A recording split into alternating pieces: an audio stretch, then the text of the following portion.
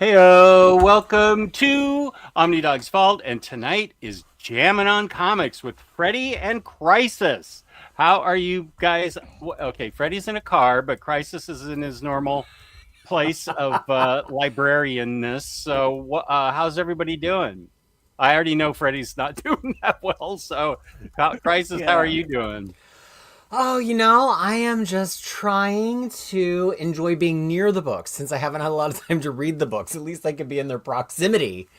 And in the proximity of you, fine gentlemen.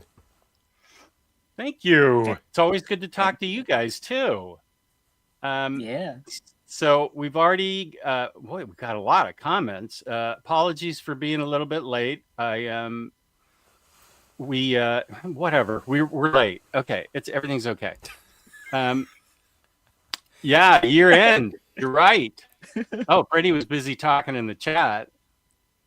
Johnny, your wishes have been fulfilled. Oh, Johnny's way into it. Good. Oh, The Holy Trinity on a single stream. Wow, we're the Holy Trinity. I was cooler. I hope it's cooler than where you are all compared to, 95 degrees in LA. Yikes. It was 60 and raining here. So I actually like those kind of days. I don't mind rain. Some people don't dig it, but give me a day when it's really cold, really cold. It's cold enough to put a fire in the fireplace and just bundle up and enjoy the rain. I love that. yeah. So and it is 85 here, and it feels like 94. What's happening with you in this car? Oh, you want to know why I'm in it? Yeah. Hey, Hondo. Well, is the car sound tight from the frogs? Is this finally our solution to not hearing the frogs in the back of the Puerto You're Rican right. frogs? We can't hear any frogs. I don't hear any. Well, it's still early. It's like the sun hasn't come down. We will find out right now. After I failed to negotiate peace in my house and quiet, like everyone just left my house, so I don't have to go back in. Oh, you're at your house and you went out to sit in the car because wow. Yeah. I'll try and make this a fun stream for you to take your worries off your mind. Yeah, I've been trying to figure out how I could stream from my bike because I think that would be highly entertaining, but I don't know if I'm good enough yet that I can steer the bike, pedal at speed, and talk and interact with the stream, even if it's audio only. So that'll be for the future file. Hondo and Earth's Geo had a rough day, and they said Earth's Geo says this show is the best way to decompress. Yay! I hope I do too, James. How are you doing, James? Super producer James. This premise seems inconceivable. Supposed to be getting her a biopsy in 6 hours, so looking forward to a nice bit of distraction. Okay, I hope everything's okay, Johnny. Skeleton Iggy. What do I have? Skeleton Iggy. The big three are back. Let's go. Excited to watch the stream in the future because time zones are whack. Indeed, time zones are whack. Wait, so do you not know that person? It seems like you were encountering that name for the first time, Jack. I think I was, yeah. Skeleton Iggy. But they seem to know us. Yeah. What, tell me a little bit about yourself. Are you a regular viewer? Have you changed your name or your profile pic? And am I just botching your name because I'm old and tired and in pain, or I don't know. Yeah, tell us. Is this your first live? And if so, how long are you gonna stay here? Long time lurker, first time chatter. Kane, everybody's favorite mod in person. This has been my best expectations versus reality of the whole year. That's a really good title for a future video of ours, Crisis. Expectations versus reality. Yarne, welcome. I'm glad you're here. Ryan Spain's excited. I definitely recommend Ryan. I have purchased more Omnis this year than any other year of my life. When I'll read them, I have no clue. I feel like maybe I was gonna say I've maybe purchased less, but then my vision panned over to the side, and I remember I got all those Valiant omnibuses. But if I were to remove the Valiant ones in terms of brand new omnibuses, I think I'm quite low. But that ruined my average. Was that a Kickstarter that you got all those? I went crazy. BFF Nut, Oh. Pole Master Extraordinaire, egged me on until I bought them. Where were they that you could?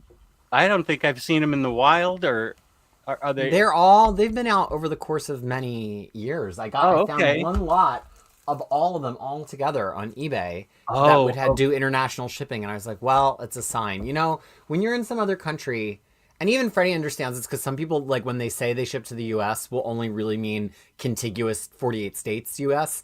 So if you find somebody who's that magical unicorn who's got the thing you want that will ship it, sometimes you just have to make a decision, man. You all in the upper 48, you don't understand. Like, I found a peanut butter powder that I wanted to do baking with, and the only way to get it was in like 2.5 kilograms, which was kind of a lot of peanut butter powder. But I was like, you know what? This might be my only chance. I'm just gonna, Kid Crisis is gonna inherit the remaining peanut butter powder when I die. That's interesting you say that, because I just shipped a book that is going to an eBay center, and then it's gonna go to Australia. I was like, I didn't even know that was a service they did. Yeah, that's how I send any international books. They do it through the service that they have. I just want to send. I can't IST just put things in with my or DCBS just put things in with my monthly order. Like if I'm gonna have a monthly order from DCBS anyway, what if I want some new underwear? Can't they just put some underwear in the box? That's because they've got the. I've said this on every show. I swear I'm not even paid. They could get at me and sponsor me, but they have the best and the cheapest international shipping of anybody on the planet. And so I'm just like, can we not get some Fruit of Loom underwear in that box? Could we not get? Can I not ship some peanut butter powder? Can we not get some white eyeliner? Like what other essentials can I get into that box next to my omnibuses? To be honest, when you said peanut butter powder, I thought it was for your face, and I was like, no. I mean, it might still lay down the foundation nicely, but that's for nutrition purposes. Although I inhaled an amount of foundation today that I actually did have to go on the website and check if it was. I mean, it's clearly not food safe, but if I was going to have, I don't know foundation powder lung tomorrow. Because I don't know, when I'm powdering my face so I'm not shiny for the show, I think I'm amazed at the technology to make me look okay, and so I just have a shocked Pikachu face the entire time like this. But then I'm going with the powder all over my face, and I'm just breathing it in the entire time, which I don't think is the recommended technique by professional makeup artists, yet that's what I do every time. So I've inhaled at least, I would say, half a tablespoon of setting powder, which is maybe why I'm so peppy today. I don't know. Now, if they could just infuse that with a little bit of caffeine, then we'd be talking. Foundation clown lung. Yeah, Hayden. Exactly. I'm way behind, so I'll go down and come back up. Bob has a question for Crisis. Will we get to see you again during solicitations with Omar? You've been missed. Well, solicitations, Marvel has changed their schedule for the catalog a little bit. So it used to be the last Friday, like clockwork, for a while. And then it was the first Friday for a while, like clockwork. Or Friday for me, Thursday for you all. Mm-hmm. Now it's kind of been floating in space a little bit. So Jess and I, we have very complex contractual obligations with Very Fine. And Jess and I have been negotiating what day of the month we can expect it to be on a consistent basis so I can be back. Yeah. And for the next till like the beginning of the year, or when the clocks change again, this will be your last show for a little bit on this channel. Yeah, probably not another Jammin' for a while. Things are so different. Last year, even when our times got different from each other, Kid Crisis went to school right there. Like I can point to the school. And so even if it was like after school and she was coming home, I would just stand up and look out the window and I would see her on the sidewalk. Now I go and pick her up every day. And additionally, I do my 20K bike ride every day to around her school.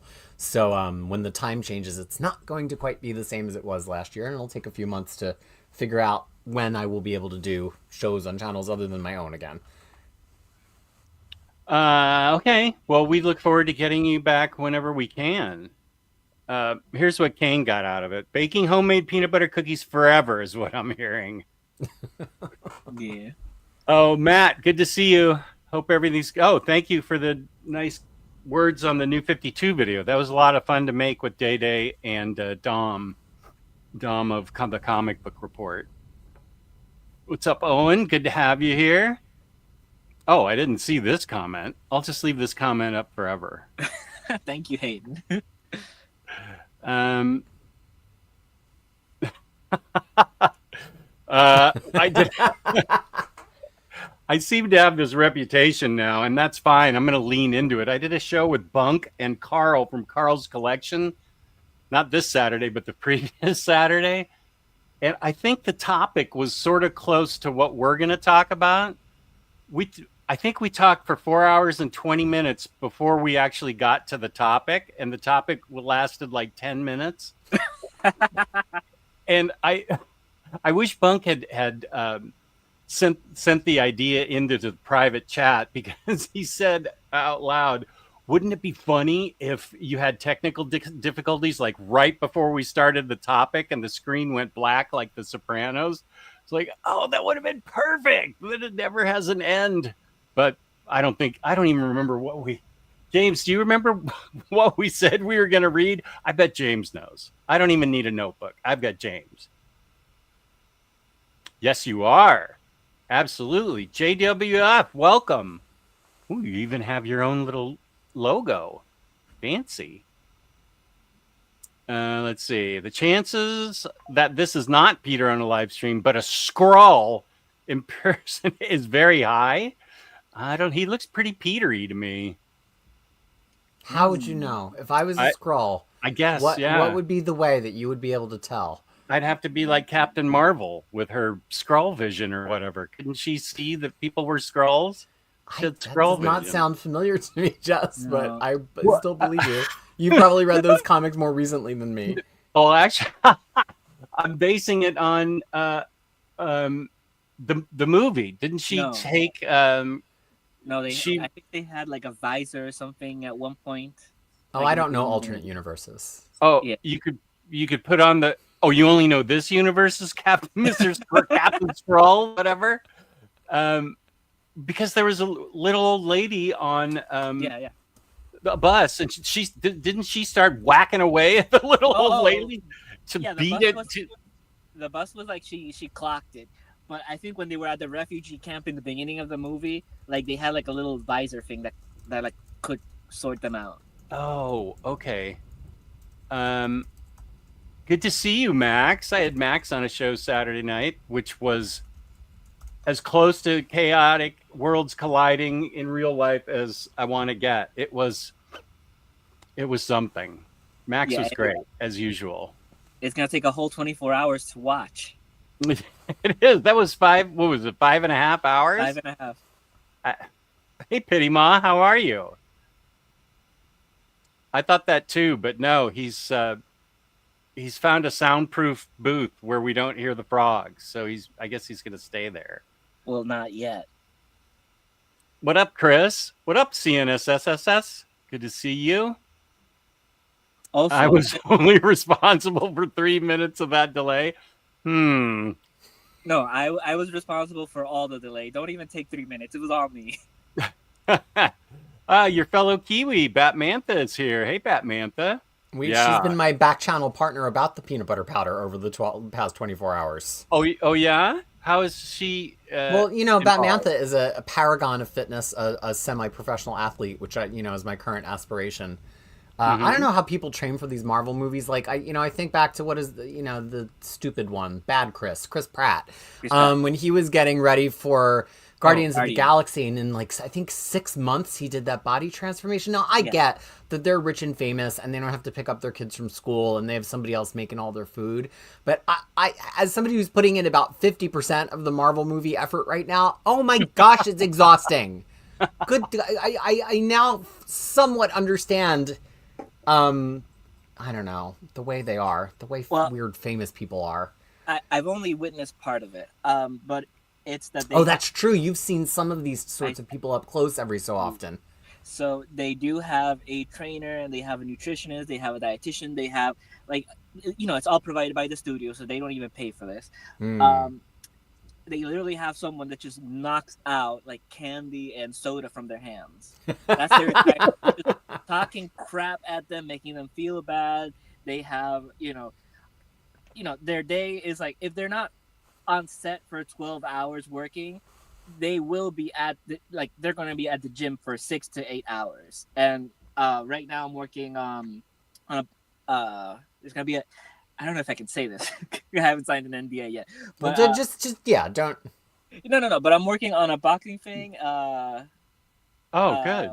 Yeah, so I'm following this guy that's being trained, and literally his entire day is just, he goes to the gym for 4 hours, he leaves for 2, he comes back for another 4.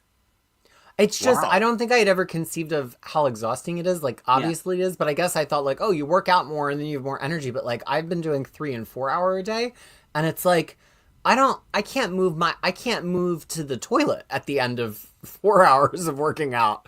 So I really have a whole different viewpoint, not on professional athletes, because professional athletes, their job is athlete, but on like actors and people like that who for a specific project or goal will get into that shape. It definitely has changed my perspective on that a little bit to be even more fascinated by it. And I think to an extent, I think some of them over time become professional athletes. Like Chris Hemsworth is effectively a professional athlete. Tom Cruise is effectively a professional athlete. Like some of these people who are so high tier, Scarlett Johansson is effectively at this point a professional athlete. Yeah. No, but it's basically the same thing like with boxers, because they have to literally change their whole body, change their weight. Like it's the same thing as actors. They have a very little amount of time where they have to basically change their whole DNA to fit that one role. And it's crazy. It's bananas. But yeah, they have a whole team, and you're doing it yourself. So you're doing great, Peter. Yeah. Peter, is X-Men Blue and Gold something you're looking forward to? Is that the 90s stuff? Yes, 90s Blue stuff? and Gold starts from X-Men 1 in 1991, as well as Uncanny X-Men 281 in 1981, which were the first 2, we could say post-Claremont issues, even though Chris Claremont did in fact write X-Men 1991, the 1 through 3. It kind of it's the launch of the post-Claremont era, and he's just doing his farewell tour. We have every single issue in that book in oversized format already, but it's not necessarily in a very convenient form factor right now, because you would have to have Claremont and Lee Omnibus Volume 2, then you would need to have Bishop's Crossing oversized hardcover, then you would need to have Executioner's Song oversized hardcover, and then you would actually, if I'm remembering correctly, would need like the first 200 or 300 pages of the Scattershot hardcover. So this is the first time that we're getting it all collected sequentially in the same order as the Epic collections, all in one place. And the Epic collections for X-Men have been mapped extraordinarily well as they've continued into that post-1991 world. I very much hope we get 2 more of these Blue and Gold omnibuses. This first one doesn't have volume 1 anywhere, but it does have a subtitle. I do believe Omar and I have done the math, and if we were to get 2 more, it would take us all the way to Age of Apocalypse. Some people would be very flustered because it would replace some books that people have bought again and again, including the Fatal Attractions oversized hardcover / omnibus. But none of those books have ever had both of X-Men and Uncanny X-Men together, braided together in the right reading order, the way the Epic collections do. So I'm willing to commit to converting to Blue and Gold. I think it's a better reading experience. Yeah, but oh, sorry, Jess. The 3 OHCs you mentioned in there, they're out of print, right? I know Shattershot went out of print in like a week back during the pandemic. Yes, generally, I think the only one they've been very eager to reprint a couple of times has been Fatal Attractions, just because I think it has the Wolverine Adamantium story in it. But even if you look at the contents of that, it's not inclusive. Even though it has titles from the entire line, it's not inclusive of very much of X-Men 1991. It only has issue 25, whereas from Uncanny X-Men, it has like 5 or 6 issues. In reality, there should be several other issues of X-Men 1991 in that book. But the way that it happened is they're split up between Scattershot and The Wedding of Cyclops and Phoenix. So the collection mapping has never been great. It's always kind of existed to fill in holes around existing books, and Marvel, to their credit, filled in all of those holes. And if we bought all of those books, we've now got everything. But this is a much more modern approach. So some people are so butthurt. They're like, what do you mean it doesn't line up with the... it took 15 years to cobble together the coverage that we've got in the current books. I think it is fine. And if you followed the whole time, you've got it. And if you didn't follow the whole time, here's your chance to start on a new ground floor. Okay. Yeah, I was gonna say, like, this is information we've low-key had for years now, that we knew that, eventually, like, the omnis were going to double dip, that they were going to include a lot of already released material. And Omar has been very upfront about how he's like, oh, some of these are like placeholders. I know not everyone's like obsessively looking at this, but if you're collecting all of them, you start seeing this trend though. And it's hard. I mean, especially since the polls this season, I've been more active on the omnibus part of Reddit to kind of like see what people are saying and asking questions. I think that's really, in a lot of ways, taken the place of things like forums and even Facebook groups that a lot of us have been in on the past. I think omnibus Reddit has really gained a lot of critical mass. There are, I am not joking, people every single day asking, where do I get started with X-Men? Where can I get that Chris Claremont, Jim Lee material? Like, people truly want to know. And if you look at the amount of staggering information that Omar's presented, that I've presented on Crushing Comics, that I've been on here with Jess talking about to try to explain where all these X-Men comics are, it is not a bad thing to be collecting them in a more coherent format. And it always makes me think, and this is one for Jess. For the longest time, if you were a Fleetwood Mac fan, there was no collection of Fleetwood Mac greatest hits that had both Go Your Own Way and Landslide. There was the very famous Fleetwood Mac Greatest Hits with the green cover and the flower on it, and it had all of the songs you would want: Rhiannon, Don't Stop, like Say You Love Me, but Dreams, but it didn't have Landslide. And for many, many years, that was just what was out there, and it seemed crazy because Landslide is one of the most famous Fleetwood Mac songs, but I guess since it's not like the whole band, they didn't want to put it on greatest hits. And that's the way I think about the X-Men comics. Like, at some point you've got to listen to the public about what they want in the greatest hits, or what they want in the box set, or what they want in order. And now that's been rectified in newer Fleetwood Mac greatest hits. But that one greatest hits album was the one greatest hits album from 1988. Although, in fact, they still repressed it in 2019, still without Landslide on it. So 1988, that is a long time ago. That is back in the back days. I probably first tried to buy it on CD in, like, I want to say 1993, so I was like 5 years old at that point. And I just remember being probably in like a Borders, looking at the back of the CD being like, but where's Landslide? I don't get it. Now I don't even buy greatest hits because fuck that noise. I just get the original albums at this point and cobble it together myself. Oh, by the way, I don't know if you're a fan, but have you seen how Cardi B is like selling her album right now, her press tour, basically? Like her is that the drama? Yeah, Cardi B? Yeah, which she stole from Scarlet Envy on Drag Race, and then she got dragged for stealing it from her without crediting it. And so all of a sudden her PR team had Scarlet Envy making appearances for Cardi B because Cardi B was getting dragged by her queer fans. Well, I meant more the crazy things she's doing. Like, no, I don't pay attention to the crazy things Cardi B does. It's been fun. So she literally started by going out. I think it was right outside like her record company. She started like put up like a table and started literally selling out her CDs to her fans, like herself. She went to That's old school, man. I remember going down to the Market Frankfurt L, which we just say the L in Philadelphia. And back in the 90s into the early 2000s, then they went away. There used to be people just with tables of all the, all the bootleg CDs. I remember that experience and always being like, oh, some of these are really good. They're things I don't have yet, but I don't think I ever bought one. Yeah, so she went, so another stunt she pulled is she went to the Subway and she had one of those boxes of like cookies and stuff and she started selling her CDs straight from there. It's been a ride. It's been really fun. Like, as someone that's not like a huge fan of hers, this has been delightful to see.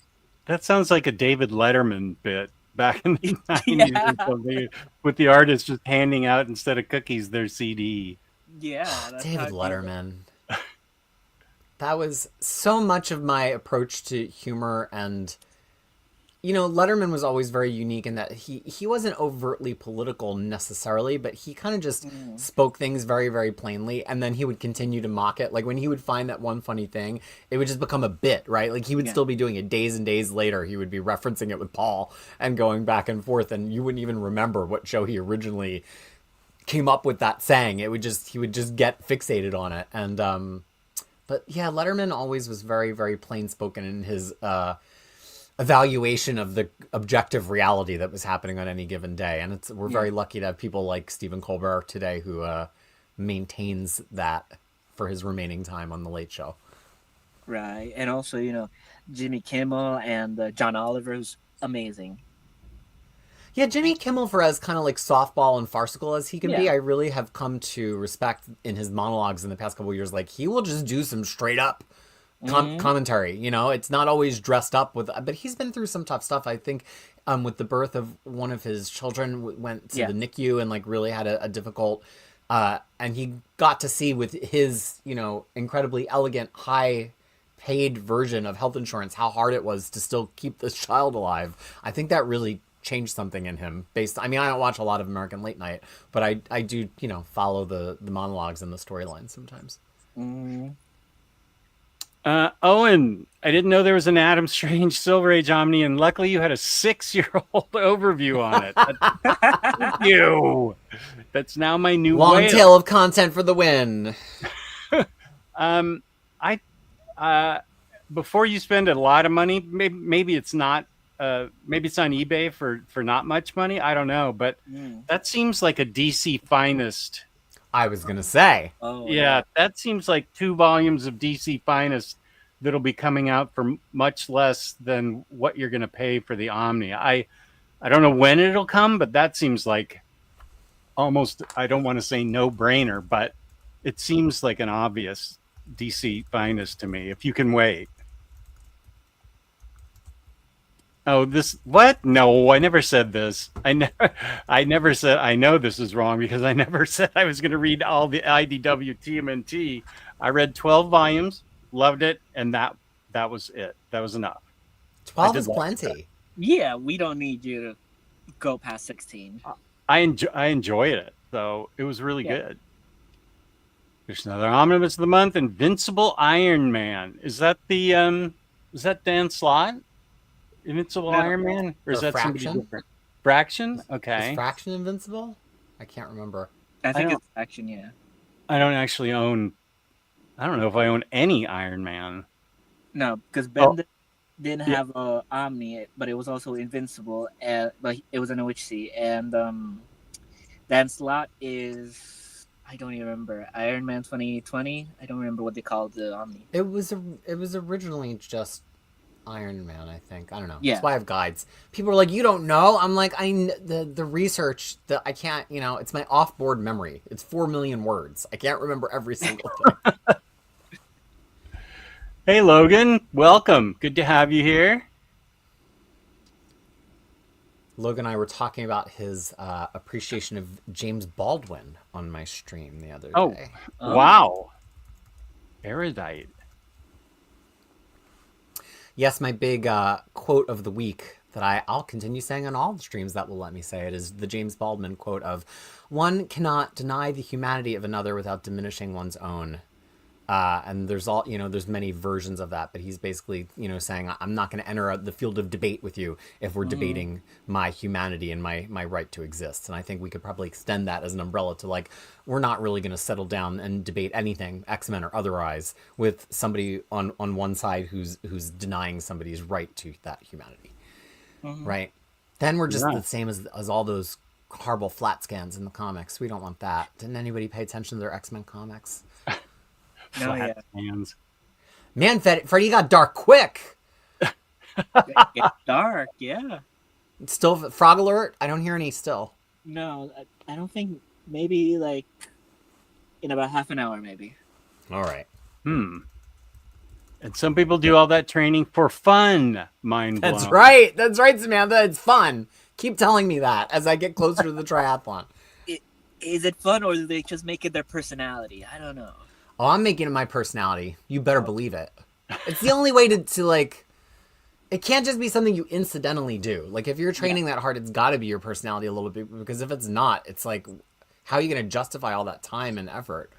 I think a goal. I think it's like having a goal in mind definitely like gets you there. Safar, isn't the blue and gold X-Men drawn by Jim Lee? I am hoping to get that. Crisis can tell us how much is drawn by Jim Lee. Jim Lee drew most of, I want to say, the first 11 issues, and then he drew half of 12 and... No, he didn't draw 13, did he? He draws a dozen-ish issues in there, I think is the fair thing to say.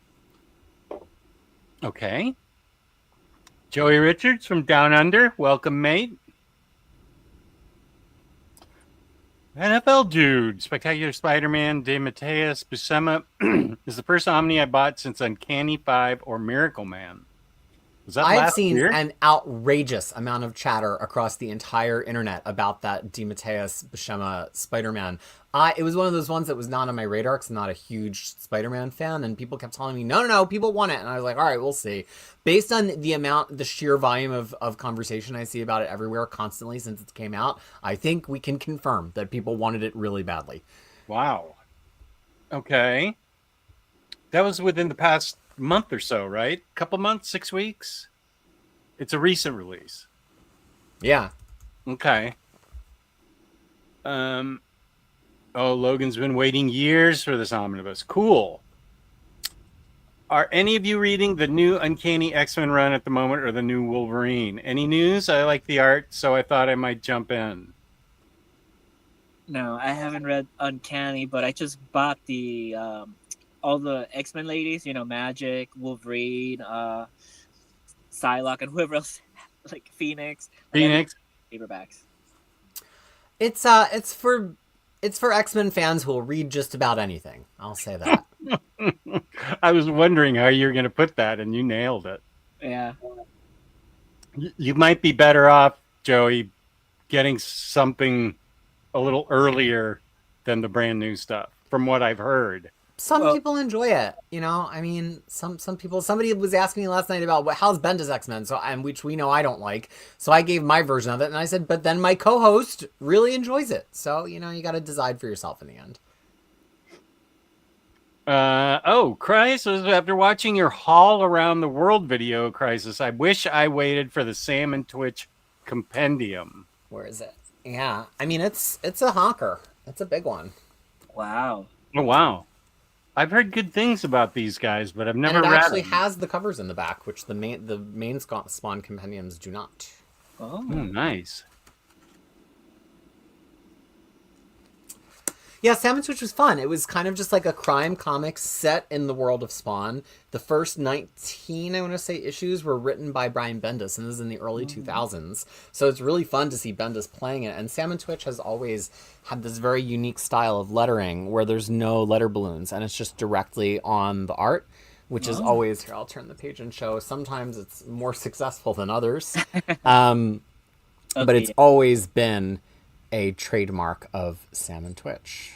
So it's a procedural Law and Order TV type show that's set in the world of Spawn. So you don't really need to know anything about Spawn. If you're a big Bendis fan, especially early 2000s Bendis, which I actually do enjoy early 2000s Bendis when he was first doing Daredevil and when he had his indie stuff like Jinx. If you like that Bendis, you probably would really like Sam and Twitch. What's that other recent... I think it was a Dark Horse book that you really liked, Jess. I think it was Pearl, maybe? Pearl, yeah. Oh, yeah. I really liked Pearl, but book 3 ended on a cliffhanger, so I really couldn't judge it. And so when book 4, I love the first two, and when book 4 comes out, I imagine then I can, I'm sure it'll wrap up, and then I can judge it. But I can't really say how good it is until I know how it ends. Yeah, that's fair. No, because I was just thinking, like, his crime stuff, like, is still pretty up there. Like, I've read some of his more modern superhero stuff, like Naomi Book 2. It exists. Crisis, how high are the chances, in your opinion, that modern X-Men epics will collect Uncanny and Legacy together? Is that Legacy we X-Men? really have no precedent for Marvel doing something like that. The only thing, all of my, some people have insider knowledge, some people have people in the industry. I just go by data. And so anytime we get new or different data about the way Marvel or DC or anybody collects something, then we amend our predictions. Right now, Marvel has never collected in the same place multiple different titles of X-Men outside of certain periods, like the 1990s period. And if you look at the recently announced Gillen omnibus of Uncanny X-Men, that does not have any legacy in it, even though there is legacy that is taking place around the same time.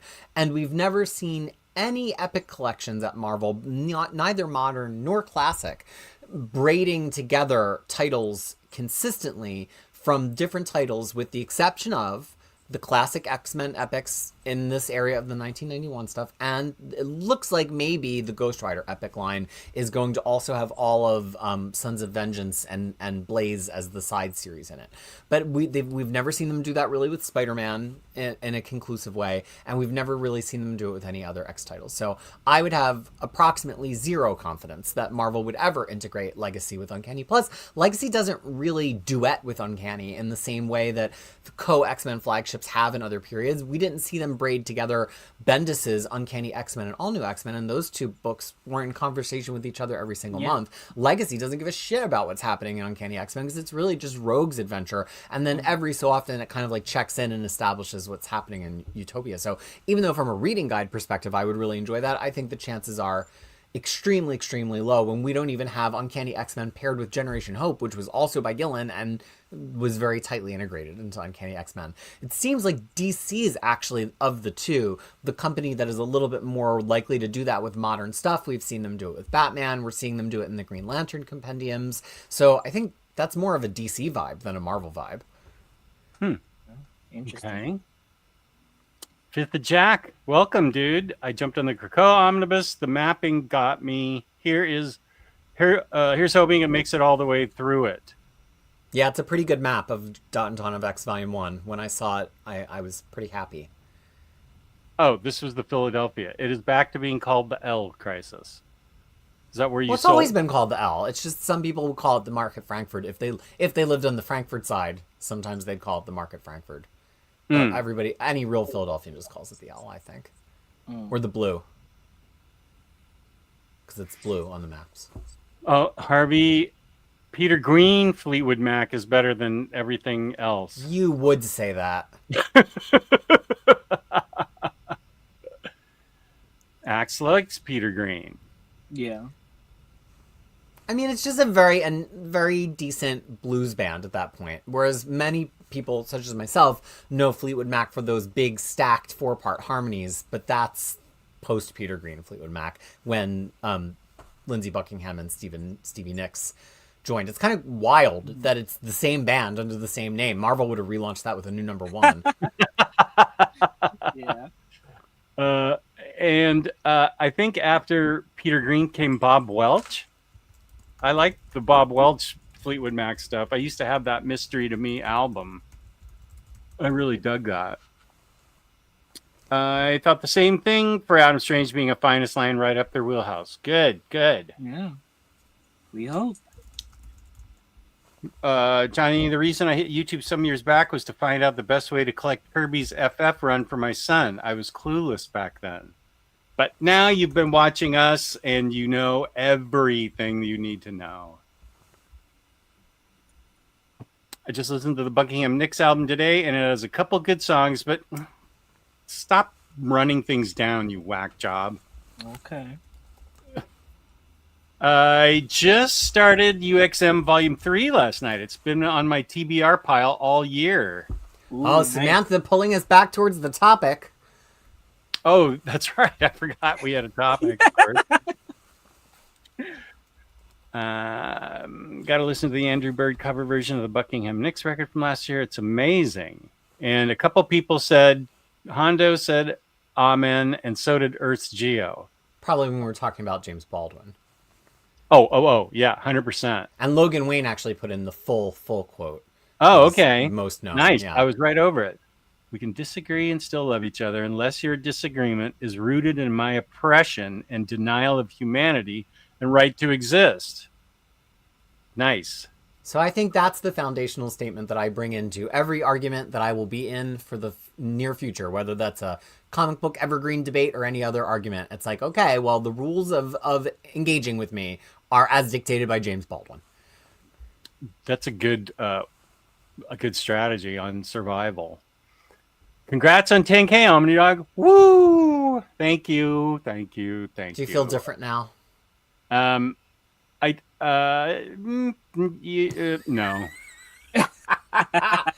Do you feel like all powerful like Galadriel when she's offered the ring in Lord of the Rings? Like you're just aglow with the potential for good or evil? Here it is. Did you feel like when you got to 10K, you could consistently get Tyler back on? I expected Tyler to be part of this 10K for sure, but wow, he has really dropped out of my life. I'm kind of sad about it, but I also understand he's got a heck of a lot going on. No, this is like a big theme I've had over the past month because, like with my friend that I stayed with past week, because we've dropped out of each other's lives, you know, for a little bit every once and then, and it's happening now. And I was talking to them about one of their ex-best friends. Like, sometimes this happens, you know, you're in the long-term relationship, may it be friendship or whatever. Like, intimacy requires some space, and sometimes, you know, you'll reconnect with people. Maybe it won't happen. You know, you'll still feel whatever you feel for them. Like, it's all, you know, peace and love. Right. And hopefully, you know, you get to see more Tyler, even if it's, you know, outside of this chat. October 15th is when he really gets free from taxes. Yeah. So I'll try and hit him up in late October, early November, and see if we can do something. October 15th. Or even just talk on the phone. October 15th is my friend's birthday. That's when I was gonna talk. Oh. Look at that. For her. Also, by the way, Hispanic Heritage Month since yesterday, and it's going to be that way until October 15th. That's the end of Hispanic Heritage Month. And today is the Mexican Independence Day. Oh, okay. So some beautiful photos and news coverage from Mexican Independence Day. Yeah, the president had a very spectacular moment today. You know, she's nationalizing chocolate, just like, that's a leader. It's free? No, it costs only $1 though. Oh. No. Oh, she's taking just it over. Not nationalized healthcare, nationalized chocolate. It just means go anywhere and you just get handed chocolate. I it was free. The old nationalized thing where they took over the industry. Yeah. And yeah. Oh, wow. Darn, I like my version better, but okay. I mean, $1's not bad. It's supposed to be ethical chocolate. Right. Okay, yeah. Crisis conveyed it all. That's called acting. Read the Bendis part of Sam and Twitch, and it was pretty good. There's Renee's Spawn. How are you doing, buddy? the Renee's Spawn Dealy Boppers went up and heard that somewhere one of the streaming channels was talking about a Spawn topic.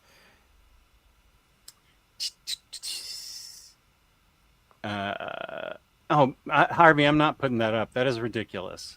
I'm not. You're denying our humanity with your completely insane views on Fleetwood Mac. I beg your pardon. How dare you? Oh yeah, that's crazy. Yeah, he is. I can't even get him on the phone. Yeah, I miss Unbox and Chill too. Maybe we can do that. Well, I don't know that he and I are even buying. I'm not buying any action figures, so I wonder if he is. I see your shirt in and out. Jess, they are opening a new one a few blocks from my place. You lucky devil, Earth's Geo. Well, up until this live show, I was also pretty much clueless as to what an incredibly wonderful font of comic book knowledge Crisis is. Well, if that's what it took for you to learn about Crisis, my channel introducing him to you, watch it. He has his own show on Sunday afternoon, late Sunday afternoons, our time. When I am able, yeah, I've been MIA for the past month and just did it for the first time this week after a few weeks, which is why people are like, "We just saw you." Yeah, which was an amazing. I haven't finished it, but it's amazing so far from what I've seen. The haul around the world, great. I had all fun. a haul up. It was up to here. It was up to my shoulder from the ground. Wow. If you remember the last time I was on this show, I was planning to do a haul the next day, and that's when life really started getting kooky that week. And so basically, I've just kept accumulating things that have arrived, and I already had a pretty big pile since the last time we did the show, and I had the Lumberjanes box, and so finally I got to show it all off on Sunday. Yeah. Oh, I need to go back and watch that.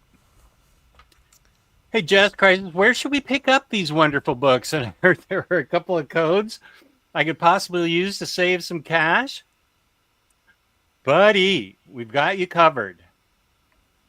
If you go to Panel Bound Comics, use code OmniDog for $2 off. Somebody sent me a screenshot today of their order, and they used this code, so that was cool. Here's with big savings, though. 5% off shipping 4 more books together with code OmnidogSit. Thank you, Fifth of Jack. Okay, wait. Okay, now I want some Shake Shack. Yeah, go back to the other Rodimus comment, though. What? Rodimus. Where are you, Rodimus?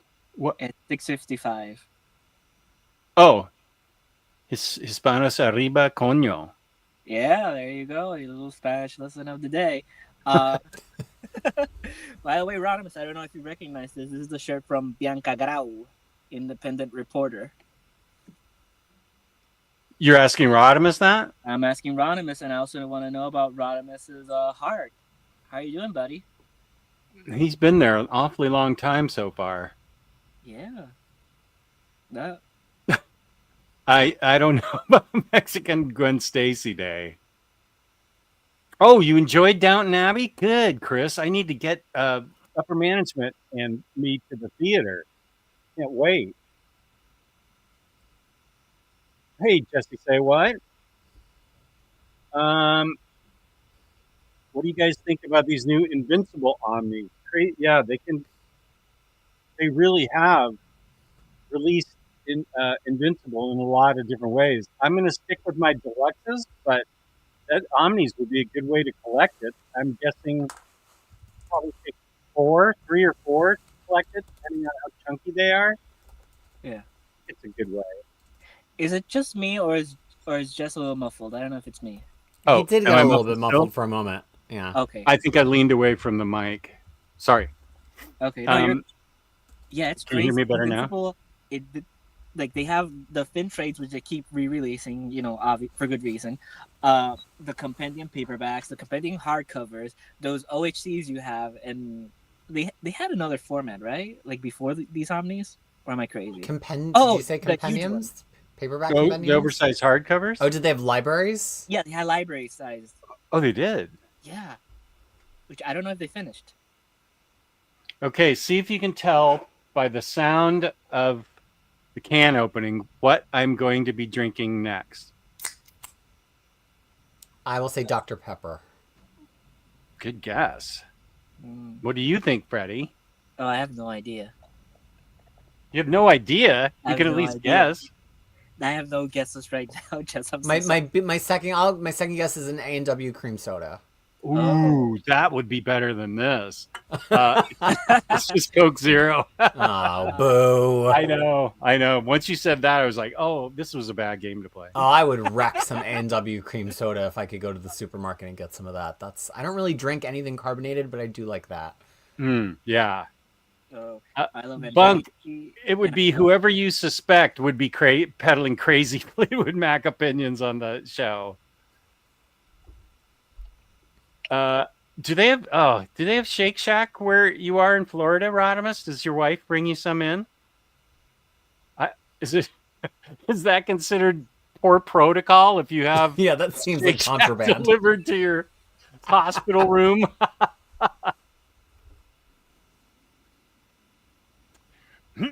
Hey, Dana. Hi, everyone. I'm already falling asleep when I noticed you were on, but I wanted to say hi. Thank you. Uh, okay, I don't know that I disagree with this. I love early Crosby, Stills and Nash and Young. So I'll throw you that little bone there, Harvey. Love the Supremes. All time fave. I have everything. They are one of the, part of my whole chronological artist listening and collection project started from having a core of artists who I already knew I really loved and wanting to find their influences, especially if those influences were black artists, as often is the case with a lot of inspirations of rock and roll and R&B, but also to kind of uncover other artists of color and queer artists that maybe were part of the lineage of some of these modern artists that I really, really love. For somebody who loves Madonna's Vogue, to understand like who are all the, generally black and queer artists who were creating house music before Madonna decided that she was also going to create house music. But the Supremes I've always listened to since my earliest memories, because my parents loved like doo-wop and the way the doo-wop turned into Motown. And so Supremes was a very early choice for me to get everything. And for a while, a lot of the people know all the hits. I probably could name 25 Supreme songs that everybody on this show would recognize. But a lot of their intermediate albums didn't even exist physically or digitally in the CD and digital era. There's the Supremes do country western. There's a Supremes do the songs of Lennon and McCartney. There's a Supremes do the songs of Sam Cooke, which is a particular favorite of mine. And a lot of those records didn't exist digitally, and it was really hard to get them. I think at one point I got one of them as somebody's rip from their original vinyl. But I think over the past couple years they filled in all the gaps, and so I finally now have every Supremes record, and I have their box set as well. So I think I have every song they've ever recorded now. That's awesome. Yeah, that's very cool. Rodimus can't wait for the X-Men Blue and Gold Omni and some Shake Shack. Remy, hello. Managed to make it, although not quite in time. Saw the stream Crisis, and that Lumberjane box set looked amazing. I might need to get it. Smells so good. Was from that was the Kickstarter? Yeah. It smells like Starburst. It's so amazing. Oh wow. I don't know how they made books smell like fruit candy, but it's delicious. Have you looked into changing those hinges yet? No, somebody called me out on that on the show, and I was like, this is the first time I've even thought about it since I mentioned it on Jess's show, although Kid Crisis has now probably read it like 8 or 9 times all the way through again, because she's the fastest reader. Wow. This was the mic check. You can hear me better? You can hear me better? Yeah, sounds great. Yeah. Okay. Thank you, Chris. Yeah, I think it's because I was leaning over here and my mic's over here. Okay, this is a good question for me anyway, but you guys can opine. You recommend the Scooby-Doo Apocalypse omnibus release today? I read it and I enjoyed it, but I also read it a long time ago. I still have the trades. It's just fun and different and goofy as part of that Hanna-Barbera line. I think, Safar, if I were you, this is what I would do if I was not familiar with the material. I'd read like the first 6 issues digitally, like on Global Comics, Hoopla, the DC app, and before you go spending $100 or $75 on an omnibus that you don't know about, see if you really like it, because it's different Scooby-Doo than you're familiar with. I think that's the big thing about it, is that it's, if you like when things are subtly reimagined, like, if you liked DC Heroes in Injustice, if you like Marvel Zombies, it's that kind of thing. It's the recognizable Scooby-Doo characters, but it's in a slightly different setting and adventure than you've typically seen them in. And if you like those kind of I think a really good example would be the Archie Comics horror line, where they did like the Jughead was like a werewolf and there's zombies and things. If you like those kinds of spins on existing properties, I think you'll have a lot of fun. Yeah, I'd compare it a little, like, it feels a little bit like a mix of James Gunn's Scooby-Doo with Scooby-Doo Mystery Incorporated. If you're a fan of both of those, you'll probably really dig this, because Scooby-Doo Mystery Incorporated had a lot of actual mysteries, and the comic book is a little bit more steampunky. Shaggy's a hipster. Scooby-Doo is a military dog, basically. Yeah, but it's like a cyborg. Yeah, I loved it. I would recommend it, but I definitely say, you gotta get outside of your classic Scooby-Doos and try a few pages, try an issue or two before you jump into it, because it is a lot. I will allow this statement just because it's funny. Fleetwood Mac is no boys to men, and I will die on this hill. Okay, son. Motown Philly back again. There it is, my home team. Yeah. They went to Kappa, the high school for the creative and performing arts on Broad Street. Also, the high school that graduated my former classmate, although I didn't go to Kappa, Leslie Odom Jr., who won a Tony Award for Hamilton playing Iron Bear. Oh, wow. Currently, he's still waiting for the heart to arrive. It can take a while since my blood type is O positive and tall. So that is a not. Oh, you're tall? Yeah, you got to go to the special big and tall store for hearts sometimes. For these O positive hearts. Big, tall, and O positive. There's not a lot of that chain down there, and so he's really having to wait to get it on order. Wow. That's great. Oh, you were close. That would have been better. Actually, I do have a couple of bottles back there that I can pop the tops off. That was Invincible, right? I will allow this comment.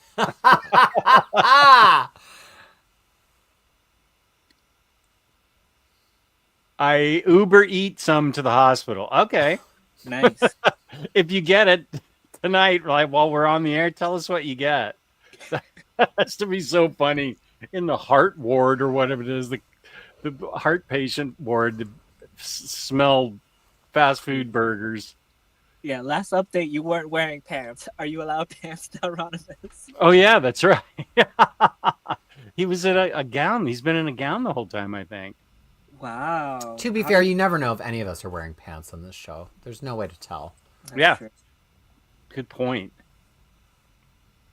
Chris, I was on full disclosure, full embarrassing disclosure. I had D&D with my friends recently, and I got on to the D&D, and I was just like talking, having a good time, and they're all my friends, and I had just gotten out of the shower because I just got done working out, and I go to put my pants on, and I realize I'm just fully on camera in front of all of my friends, like just putting on pants, which not only fulfills the promise that I was already on the call not wearing pants, but I just fully stood up and let them see the whole Italian ass right on camera. That's awesome. I will confess something as well. The first, which is your second X-Men reading order, the first one I joined, I was in my underwear, and I got up at one point to go to my room, and I'm showing completely the hallway, and I was so scared. And once I reached my room, I was like, "Oh gosh, did they see me?" Luckily, no. Luckily, eagle-eyed viewers, you have to go back and check. Did we see some Freddy booty? No, because I talked to it about him, Peyton. I was like, "You almost got my undies." So that's some critical pants lore for the adorable Omnidog. Let's continue. Better than the shoe topic. Chris, welcome. I just watched your show on New 52 with Day Day and Dom. Did you enjoy it? Did you find it helpful? Our sparkling personalities, were they interesting? Because those guys Isn't it always fun. funny, Jess, when the things that you lived through in real time become history? Now the children need to be educated by the New 52. We were there. We know firsthand. And they sort of, I think it's going to be, it seems to be this way. I talked to Day Day and Dom about it. We look back fondly at New 52, but there was a lot of haters then. Okay, well, you don't look back fondly. Okay. No, I think it was part of the downfall of DC Comics, and it took them over 15 years to correct course. Wow. Well, we liked it. I made a whole video on it. But I feel like people hate change, comic book people, but I think people in general don't like change. And I think that for all the Krakoa haters, eventually they'll look back on it as a really great 5-year run. That's only from my perspective. perspective as having read half of it and really enjoyed it. I get when people don't like change in their comics, but you have to have change, or your characters and books are just going to get stale and stagnant. Yeah. So, um, I, I understand what you're saying about New 52. I feel like they corrected a lot of it in Rebirth. Yeah, Rebirth was great. I mean, that first year of Rebirth was everything New 52 wasn't. It was editorially cohesive. Every book was like, oh, wow, this really feels like the DC universe, which, to be fair, was not the goal of New 52. New 52 was, we're reimagining what DC Comics is with 52 different series, some of which are vastly different than anything you've seen us do recently, and unsurprisingly most of those vastly different ones failed, but they did launch some big creators and you know, superstar artists out of even some of the failures. That was, I mean, that initial run of I Vampire, I want to say, is the first time that Jeff Lemire worked with Andrea Sorrentino, or is that Joshua Halfyalkov with Andrea Sorrentino? That's Healthy Alpha. Okay. Yeah, but yeah, it did launch some big creators, but you know, good stories forgive everything. You can do any kind of kooky reimagining, relaunch, or more of the same, back to the standard. As long as the stories are good, yeah, everything's forgiven in the end. Rebirth. As much as I love New 52, I think Rebirth is my favorite period in DC Comics that I've lived through. Oh yeah, that first year of Rebirth, there was nothing bad. If you look at my kind of rolling average of how I rank comic books, the first year of Rebirth, DC is just up here, and like the rest of the comic industry is just miles below, varying at its normal rate. Because that first year of Rebirth was so good. Yeah. I haven't seen this show, but have you ever watched Always Sunny in Philadelphia, Crisis? No, I know it's full of Philadelphia jokes, but I don't really have time to watch media about people who are like stupid or bad people. I would never rewatch Seinfeld for that same reason. So I know they're all lovable assholes, but like that's just not my bag. That's what I thought. Yeah, they're kind of lovable assholes, but it's more about the jokes are always on them instead of, you know, about the people around them. Like I feel like Seinfeld, the jokes could have been easily about the soup Nazi instead of what you're talking to about, like Always Sunny, like the joke's always on them. They're the bad guys. I haven't even watched Alien Earth yet, and I friggin' love aliens, and I love Noah Hawley. So like, you know, the media time is limited here in this household. Everywhere, like it's so strange. I was talking to this with a friend, how we're on a literal like golden age of media with great movies, great TV, great comic. But also everything's getting canceled all around us. Like it feels like there's not enough, but also there's not enough time to consume it all. Yeah. Oh yeah. I've only watched I think the first 2 seasons of Hacks, and I think Gene Smart is one of the most gifted comedic actors of our several generations, not just of our generation. And I'll watch anything with Gene Smart, and I've still only seen the first 2 seasons of Hacks. So it's just, there's such an abundance of choice, and sometimes great things just fly under the radar. Mm-hmm. I loved Gene Smart in Legion, which I haven't finished, Freddie. Speaking of not finishing. And I really liked her in Watchmen. She's amazing in Watchmen. She's really great. Hacks has a great time. It's just such a great send up of the media industry and what it means to be aging in the media industry, and it's and she's spectacular in it. Yeah, something I did get to finish though. I watched Wednesday season 2. Really great. Good. It's definitely an upgrade from the first season, which I loved, but it was also very wonky. I loved the first season. Okay, good. I'm glad to hear you like the second season, because people were beating on it last night on Omnibros, and I was like, I love it. And one of them was Lou, who never even watched the GD thing. I'm saying, don't judge it by the hype and say, oh, well, he watched 2 episodes. So I'm always bumping on him for not watching the whole thing and then judging it. Yeah, but you know, that also goes back to like how people were hating New 52 and then they turned around. Like it's the same thing with Slot. You know, I feel like a lot of people judge because, you know, it was the trend at the time, and then years pass, they soften, or it becomes accessible, they read it, and then it's like, oh, okay, it was actually good. For Superior Spider-Man? Like Superior Or Spider-Man is one example. The Bendis X-Men, New 52. Like, they got a lot of hate in the beginning, and now oh yeah, people look back fondly on them. right. Except for Well, and I Crisis. think almost anything reads better when you can just binge it, like in comics and also in TV when people go back. A lot of that why TV went to the binge model is so that there wouldn't be fall off between episodes as people kind of like picked everything to pieces. And even though that had ratings effects, certainly there's a reception positivity that happens when you can consume something whole. And I think that, comics benefit from that too. I mean, my personal motto is to experience everything as it's coming out, have an opinion, and be right. So, I like to just read the thing on the day and then know that I've formed my opinion. Even with that, sometimes I soften over the years and I'm like, you know what? That didn't suck quite as much as I thought it sucked at the time. Now that I've seen how badly other comics suck. That needs to be a blurb on the back of somebody's book. Ah! I read Nick Spencer's run. Slots wasn't that bad. Yeah, right? Once you see the nadir that something can drop to, then you're like, X-Men Gold wasn't the worst thing that ever happened. Oh yeah, Flow in the Machine. I have Seven Devils on a loop on my phone. I love that song. Impressive hunting on the Supremes Crisis, but how far down the Jerky Boys discography have you gone? 0. Bunk, I got your text and I will respond to it right after the show. But yeah, this Friday if you can.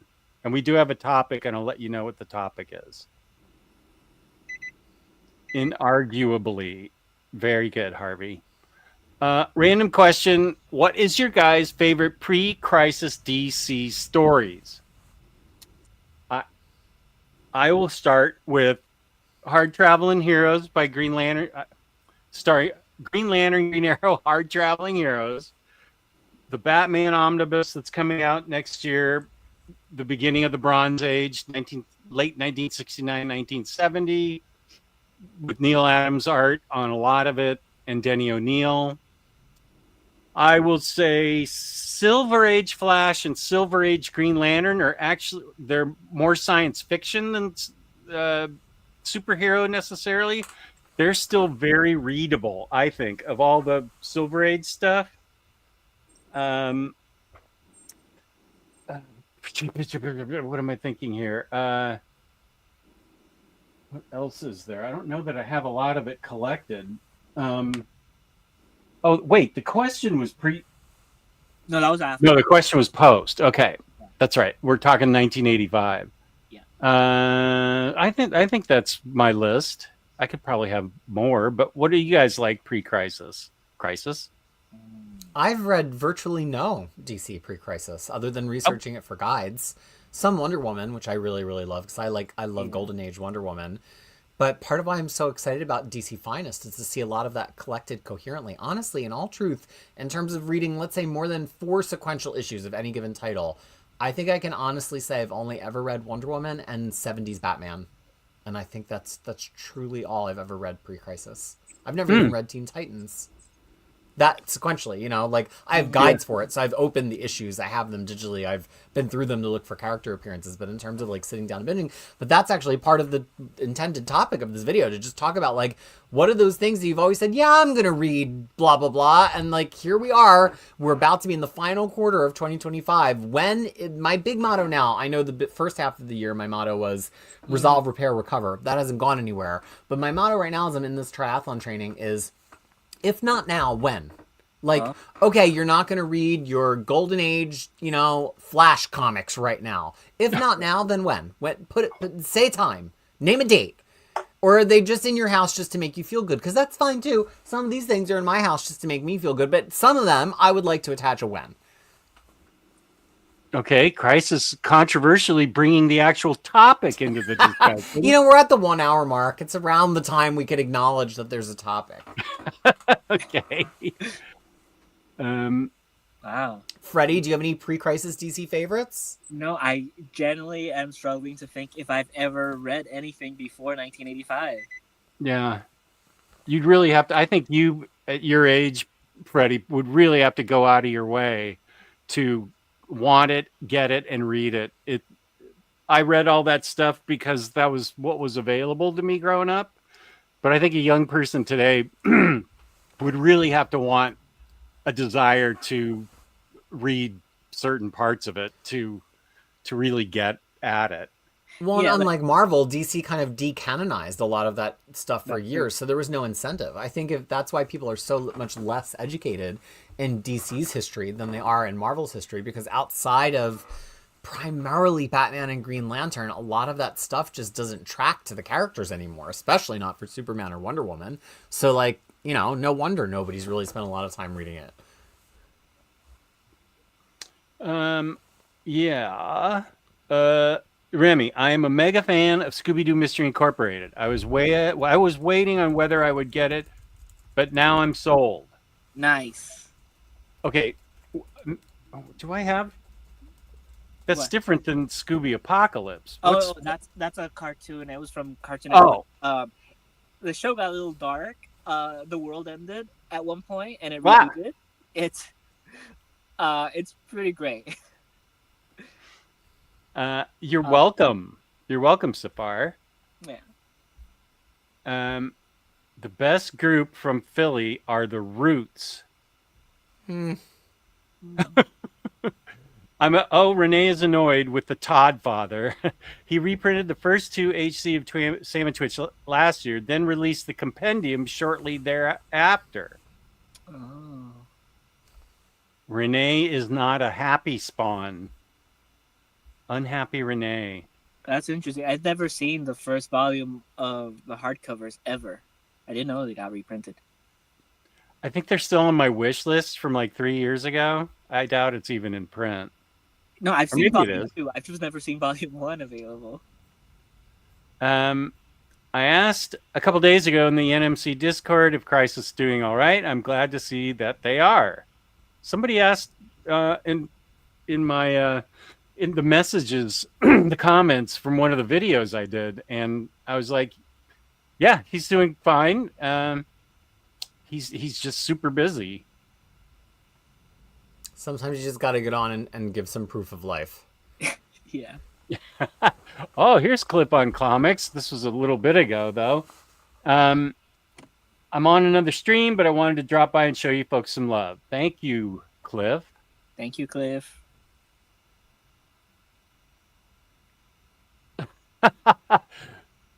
But you met Renee.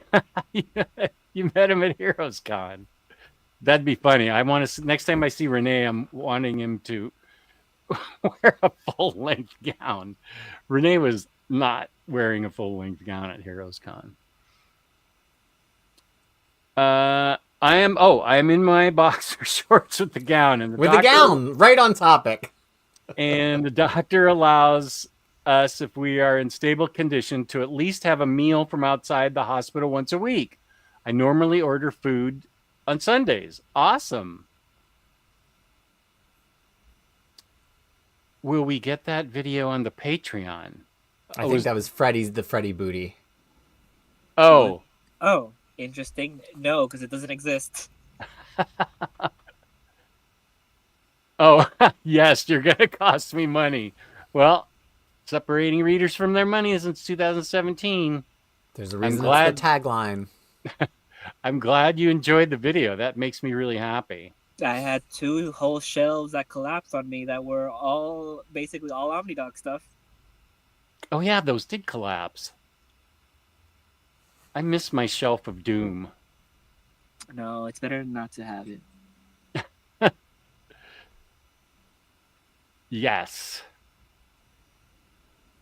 Marvel needs a huge change because it is so stale. Do you agree with that, Crisis? Yeah, Marvel's going through a real rough spot this year. I don't know what the solution is. I think part of it is that they used to have more of a bench of writers, and a lot of those writers went to DC or kind of decided to go and do indie, so they couldn't really do that musical chairs thing they so often do to refresh things, and they weren't bringing in as much new blood. I think also the editorial there is a little bit stale, and this is something that happens both at Marvel and DC every few years. It doesn't mean they're horrible people. It just means sometimes it just feels like nobody's really pushing any of the creators to think new because they're trying to consolidate sales or because it goes along with the current storyline, whatever the case may be. But it does sometimes feel like nobody's making any hard or controversial choices about what the books could be like. And as somebody who does read every single Marvel comic, it doesn't really feel like a lot of people are doing super inventive stuff right now at Marvel, other than Jed McKay and Dennis Camp. And I've kind of cooled on Dennis Camp for many reasons.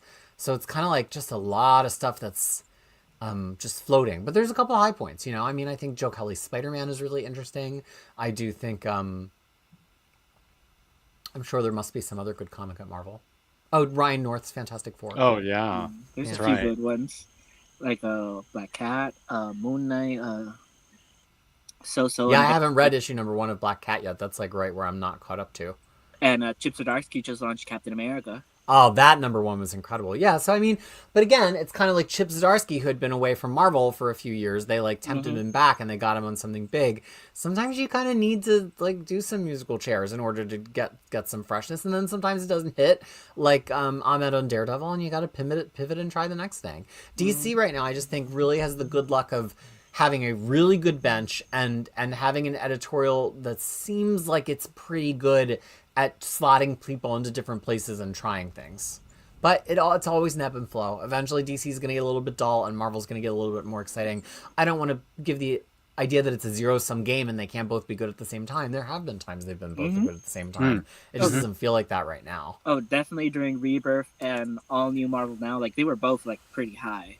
Yeah, people, that's a period that people talk shit on, All New Marvel Now, that I think actually is pretty good. I think people just are focused on 1 or 2 books that were kind of bad, and they kind of like forget that a lot of the line was really exciting and different. But that's the other thing, you can't do new and different across the whole line all at once, or people get, you know, frustrated the same way they did for New 52. And I think because the marketing line on All New or Different Marvel was like, it's all legacy heroes, people like got that in their head and they got really angry about it, when in reality it wasn't legacy heroes. No, you know? It was just like the Trinity and Hulk kind of had their legacy versions. Plenty of other interesting things were happening in that period. So, yeah. Yeah, no, they definitely focused on the marketing on those legacy and newer faces, but like you know, they still had the regular Avengers. They still had, you know, your classic Spider-Man, your classic X-Men teams. Like it's just sure. And Charles Soule was writing Daredevil in that period. You know, that was, you know, there was still plenty of standard issue heroes that were very familiar and had a lot of interesting things to do. So, yeah. So I opened the door and there's a comment right now that the chirps are entering. No, it's because I opened the door. Jarne. Oh, yeah, New 52 did mean 52 series. That they launched all within a month.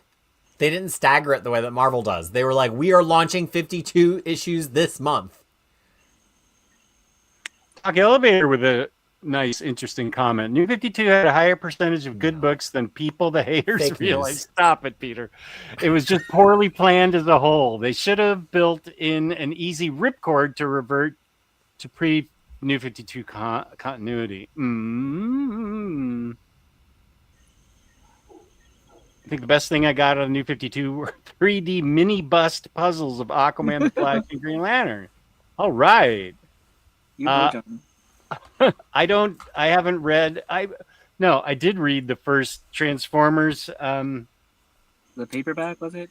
Yeah, and I was completely lost. And I think Fifth of Jack Gaming nicely did a video on who's who in that book or in the Transformers universe. Have you read this at all, Freddie? Are either of you Transformers fans? Not a Transformers fan. I am fully caught up on it, and I'm still not a Transformers fan. But do you understand what you're reading? I understand what I'm reading, but I think I don't know that they're the right artists for the book. It's always fun to see Daniel Warren Johnson's art, but he only drew the first arc. They picked George Corona to be the artist that would keep drawing ongoing, and he's got a very similar style to Daniel Warren Johnson, but I find his panel layouts very, very confusing. And if you watch my show, The Pull List, month after month, I usually highlight a page where I just cannot tell what the fuck is going on with those stupid robots, and that's like every month. So, so no, unfortunately, I just think there's art problems that really get in the way of the storytelling.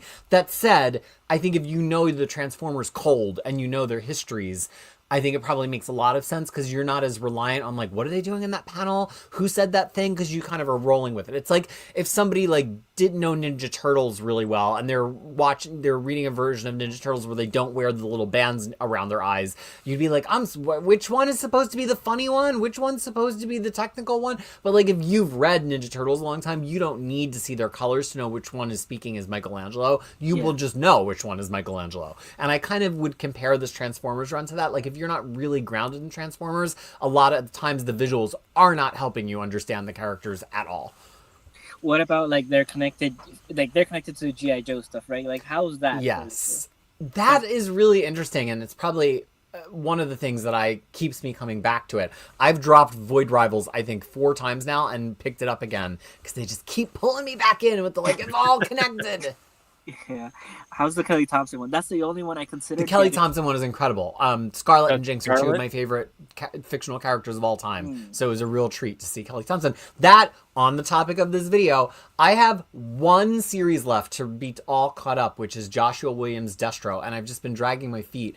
And it's like, once I just read those 5 issues, I will be all caught up at Energon Universe. I read all of Transformers, all of Void Rivals, Cobra Commander, Duke, Scarlet. I've read everything, but I'm just dragging my feet in those 5 issues. I could read that in an hour. It's on Global Comics, I think.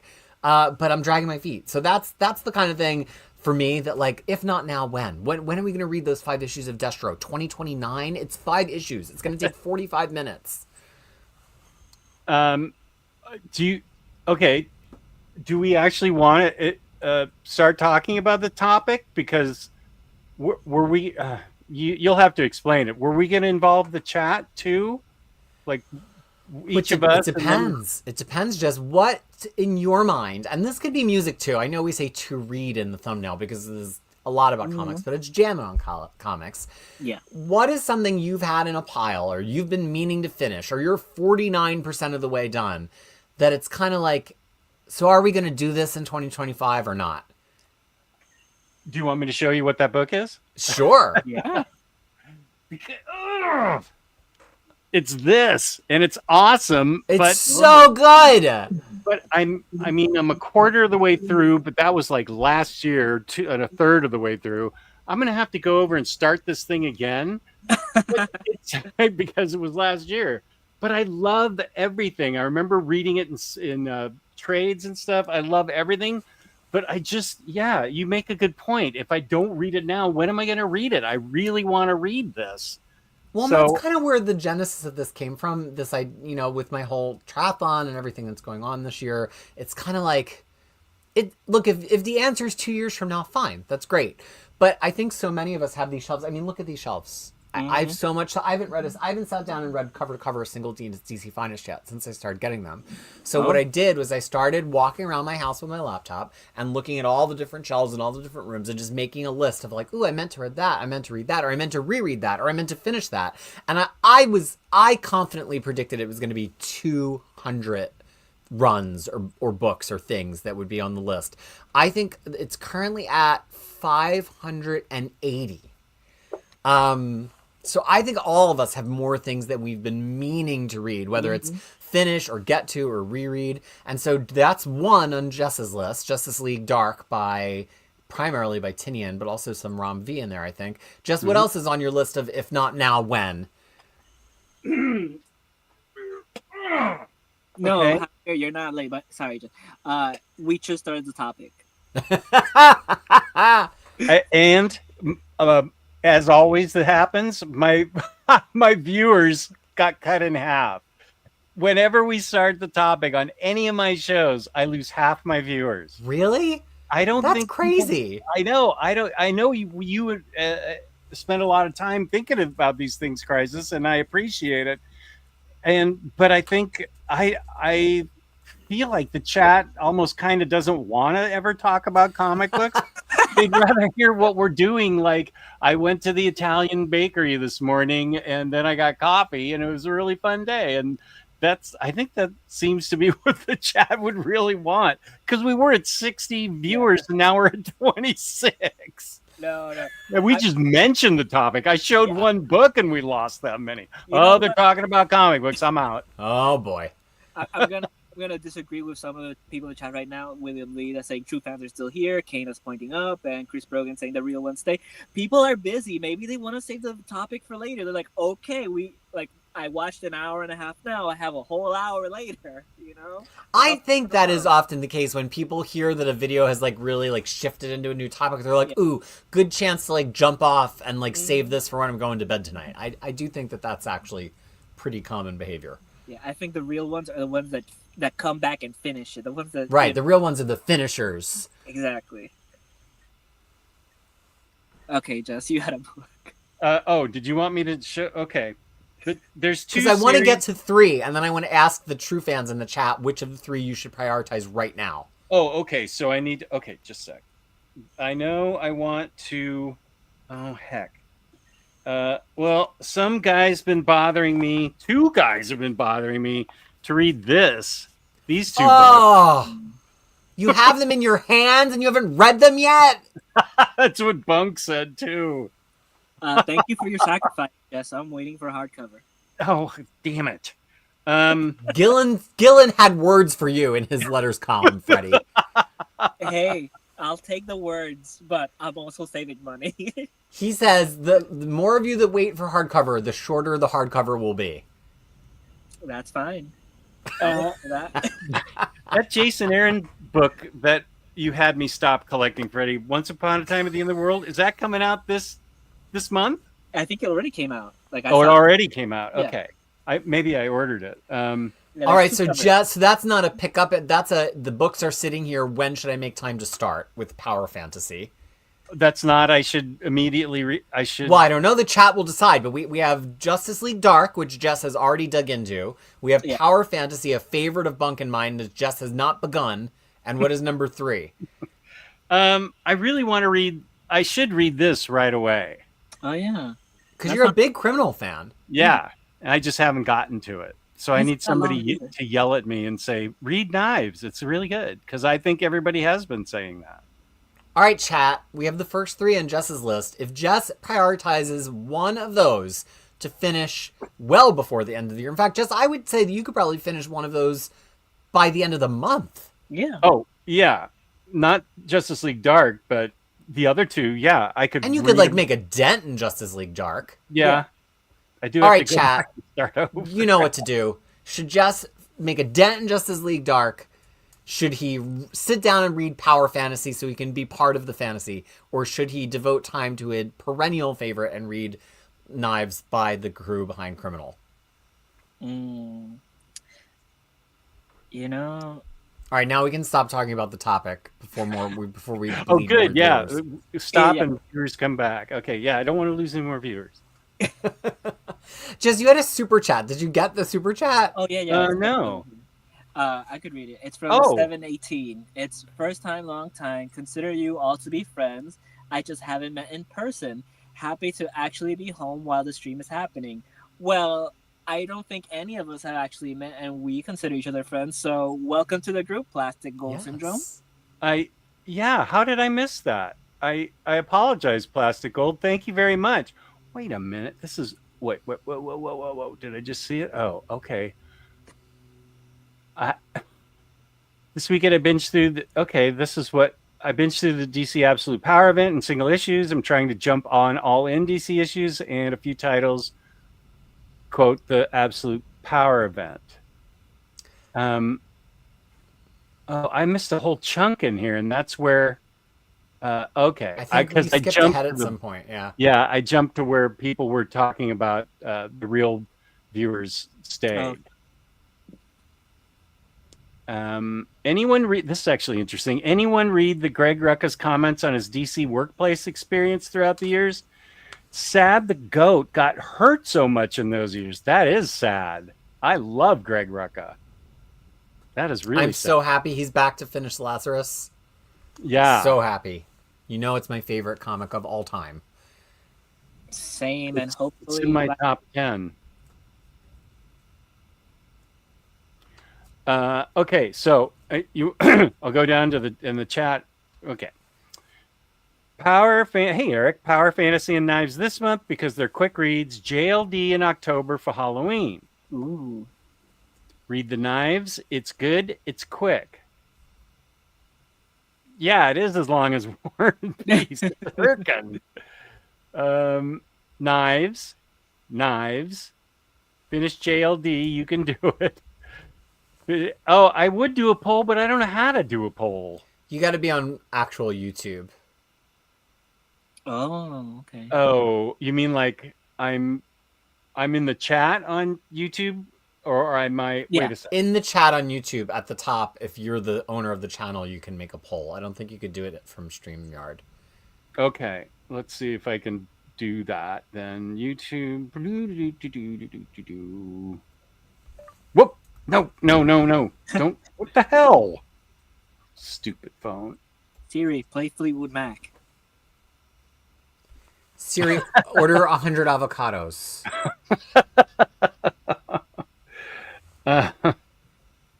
Sometimes you gotta try Siri and Alexa if you really want those avocados. Oh, that's the match game. Okay, wait a minute. I know. I'm laughing because I go through this all the time, trying to find my own video on my channel. Like, I need James here. James, come to my house right now and help me figure this out. I'll send it to you via messenger. Oh, our TBR piles. Oh, you got it. Okay. Oh, that's Bunk and Carl. That was the 4.5 hour almost didn't do it show. I don't even know how to find my own show on my phone because I've never had to do it before. Yeah, I sent it to you on Messenger. Oh, you did? Okay. Yeah, no. Thank you. No, I thought about this, like how hard it must be to find your own videos when you don't get them in subscription. Like once you have like so many. Yeah. Okay. So where's the poll? In the chat, like in the top of the chat, you should be able to make a poll. I think at this point we've heard from the people. I think we're a little bit behind on the polling. Oh, okay. But you can still poll. It's just, Yeah, it's a good test.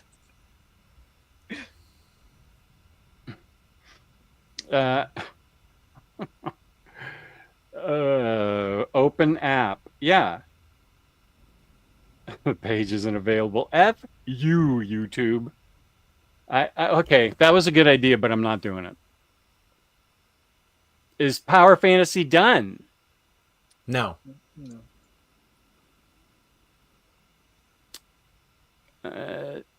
Didn't even know this book Knives existed. One more to buy. Jess, you can read Knives and Power Fantasy before the end of the month. Okay. Yeah. I mean, I think Samantha believes in me.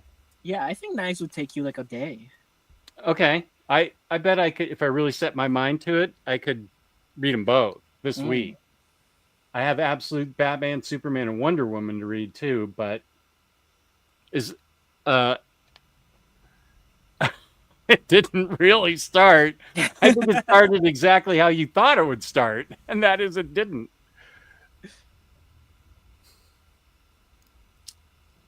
I think these comments were also insightful as to why their quality is currently so high over there in DC. It seems like the editors are actually creating a good work environment now. Okay. Sure, I would agree with that, Jen Remy, once they give their creators health care. Well, that might never happen. Oh, it's never going to happen.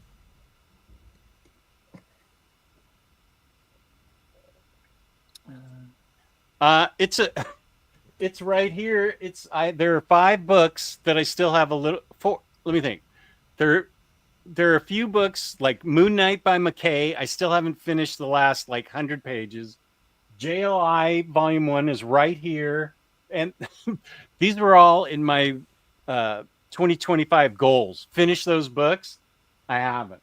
So JLI is right here. Superman Triangle Era Volume 1 is still here with about 200 pages to go. and then Justice League Dark. It was all those omnis that I'd started and I just never finished, and they were fresh in my head back in January. But now I'm gonna have to start over Justice League Dark Rebirth. But that's not bad. It's really good. So I'm not bemoaning my fate. I get to read it again.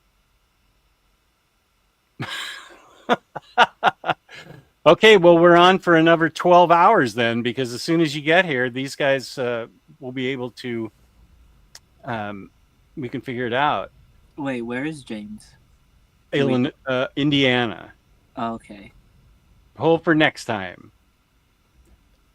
Saz, you want to know where New Warriors is? It's helping hold up my laptop. Let's see. Do I have New Warriors? New Warriors, I currently have ranked 213 in my to-read ranking. Okay. Oh, you've got them all Pretty much ranked. anything you can name, I probably have somewhere in my to-read at the point that it's almost 600. Do you have them in omnis or? I have all of New Warriors in singles. Oh, okay. Yeah. Wow, so you went through the effort of getting them in singles and just there waiting. Yeah. Well, I thought I was going to have to bind them. I have so many singles from before Epic started where I got them because I was like, well, Marvel's never going to do anything about this. And so I bought all the singles, think I was going to bind them all. Let's see. I'll get back to this question in just a sec, Samantha. I think we're okay. Power Fantasy.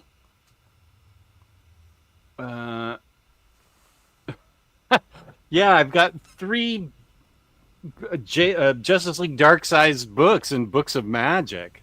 I really do want to read it though.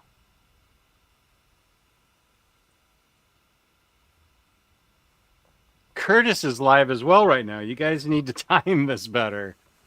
Yeah. Yeah, but Curtis, you never know when Curtis is going to go live. Curtis just goes live if he gets mail, which is what I aspire to. But instead I do it every 6 weeks. I like it because it makes me feel like, oh, once I get off talking for 3 hours, I can watch somebody else do it. Batman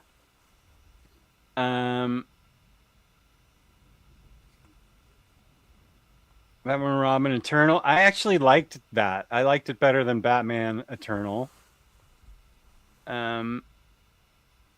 Okay, so it sounds like Power Fantasy. Okay, I'm reading these 3 books now, correct? Because I picked them and everybody voted on them? Well, I mean, we just wanted to talk about, what, not even your to-read pile, but, the stuff that, couldn't you finish that by the end of 2025? That's really... Okay.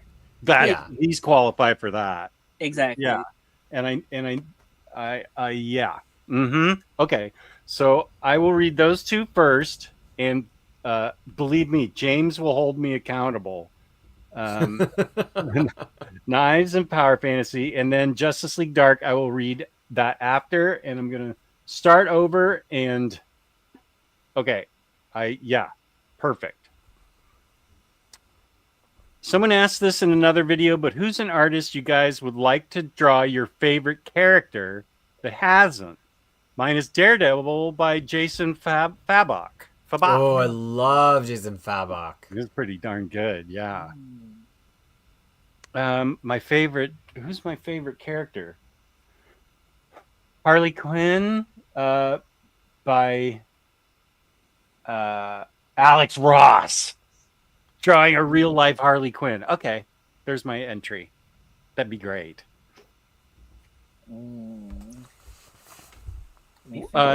Is it a try? Are you just training for fun for a marathon, or do you? I'm sorry. No, I'm going to do a sprint triathlon, which is only half of the Olympic distance, because I think it would be a little bit beyond my abilities to just try to do a full Olympic one, my first go round, and it is on November 30th, and I'm officially signed up now, and I have the bike. Things have really progressed, and I've been doing about 60-ish kilometers in total between bike and run and swim every week. But I've definitely biked. I only can walk right now because of some leg issues, but we're coming up on the run. But I've done longer than the distance required in each of the three, and I've done all three in the same day. But I haven't done it all sequentially, one right after another in the style of a triathlon yet. So, Okay. but I've got another 70 days until it's here. Yeah. Okay. Wait, that's not. I still want to work on the poll while you guys are talking. Now it's going to be. I'll answer some manifest question. I don't know if my favorite author, but While you guys are talking. my favorite. Okay. I don't know who she is, but I want to see Natasha Bustos do Miles Morales or Rene Montoya the Question, because I think she'd do it really fun. Who doing Renee the Question? Natasha Bustos. Okay. She's a Moon Girl. Oh, okay.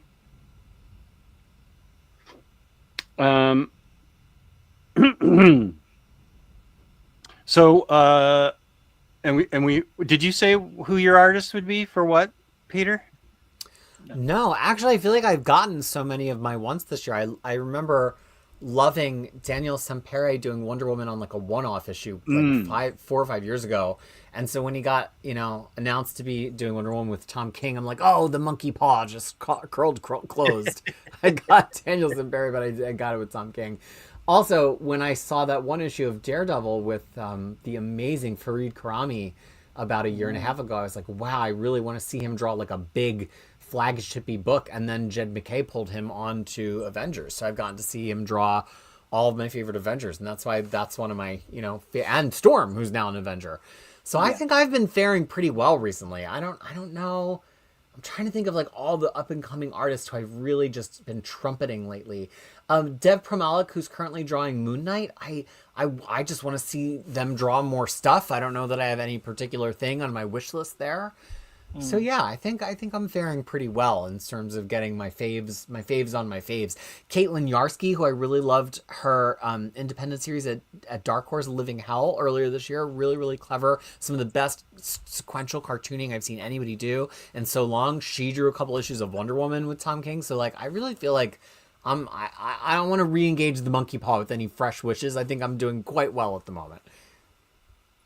Yeah, same. That's why it's a bit difficult, like finding it has to be something so niche for me to say like, oh, because we're doing really well with artists right now and like the books they're in. If anything, my greatest wish is usually to not see an artist I like draw an existing property. I want to see them do a indie book. So I mean to see like somebody like Mohamed Asrar doing an indie book with Jason Aaron in Bug Wars. That is really cool to me. Like to see Jason Fabak drawing Rook Exodus for Ghost Machine, that is really cool to me. So I think a lot of the time I'm actually wishing for my favorite artists to do something creator owned, so they can take that shit to the bank. I would love to see Hayden Sherman. I don't know where they would find time in the day, but I would love to see some creator owned from Hayden Sherman. They were drawing, what is it called, Undone or something like that with Zach Thompson, but that's already over.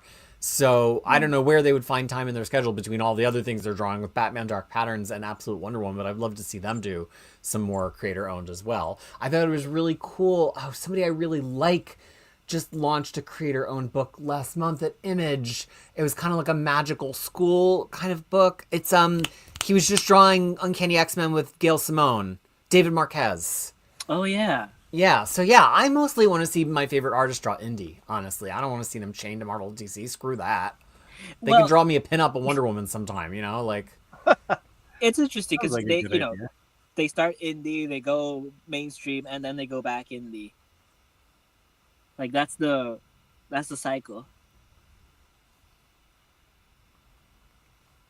Well, and I think that it's always positive when you have these big indie tastemakers who know they can really sell. And I know that Kirkman isn't indie exactly, but he uses Skybound in that way to be like, ooh, can we get a big artist over here to draw XYZ, because he knows that it's good for their profile, and they'll go back and probably get a better page rate when they go back to Marvel or DC eventually. You know, Dan Mora is about to be drawing Transformers of all things. So I really appreciate when there's people out there, the Kirkmans, the Jason Aarons. Bendis used to do this kind of thing all the time, even though he hasn't been doing too much indie lately. I love when the big indie stars, James Tinian, I would say, somebody who does this, who's like, I'm going to turn you into a hit. Let me give you my name on a book for you to draw, and then your profile will get so much higher.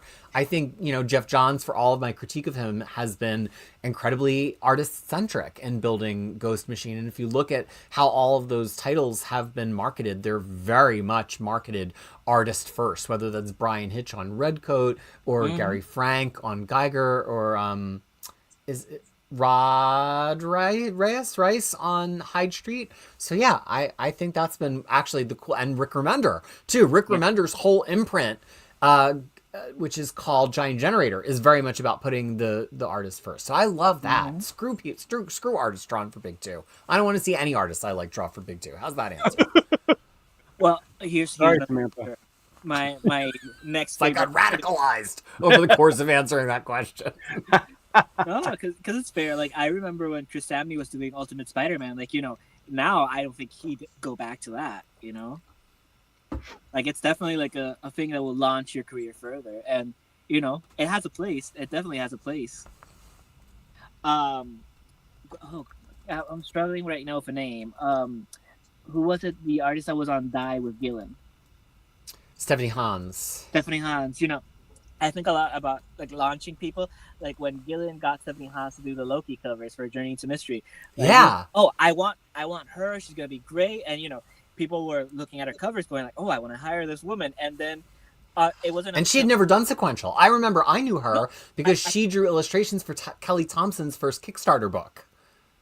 Yeah, from what I remember in the extras of the book, it was basically like he was talking to her very near the end of the book, like about, oh, I wish the book looked like exactly like how you do the covers, and she was like, well, I do sequential too, and he's like, what? I had no idea you could. And then the whole last issue is just her, and you know, it's like that definitely launched her into being able to do sequential, even though I don't think most artists like, you know, Alex Ross and who takes so much time to do, but Mark Brooks, who doesn't take as long as Alex Ross, they stopped doing it as much because it's not as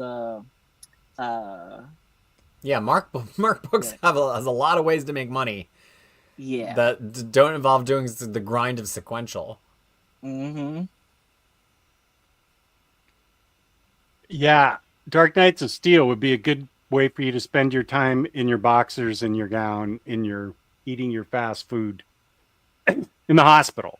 Well, no, not fast food today, Rodney. Oh yeah, today. Well, set it for Sunday. Sundays, it can be comic books and junk food. No, greasy fingers. No, on Sunday you watch Wednesday. Today you read Dark Knights. Okay. An Adam Strange horror book by Mike Mignola would be really fun. Oh yeah. I'm in a whole new series. Like, he does the interiors for Alex. Oh, well, good luck with that in 4 years. Fantastic Four by Sean Gordon Murphy is my 2 cents. He's so good at drawing cars. Would love him to take a stab at all the gadgets in Fantastic Four. Well, that'd be a great mini, though. Yeah. Okay.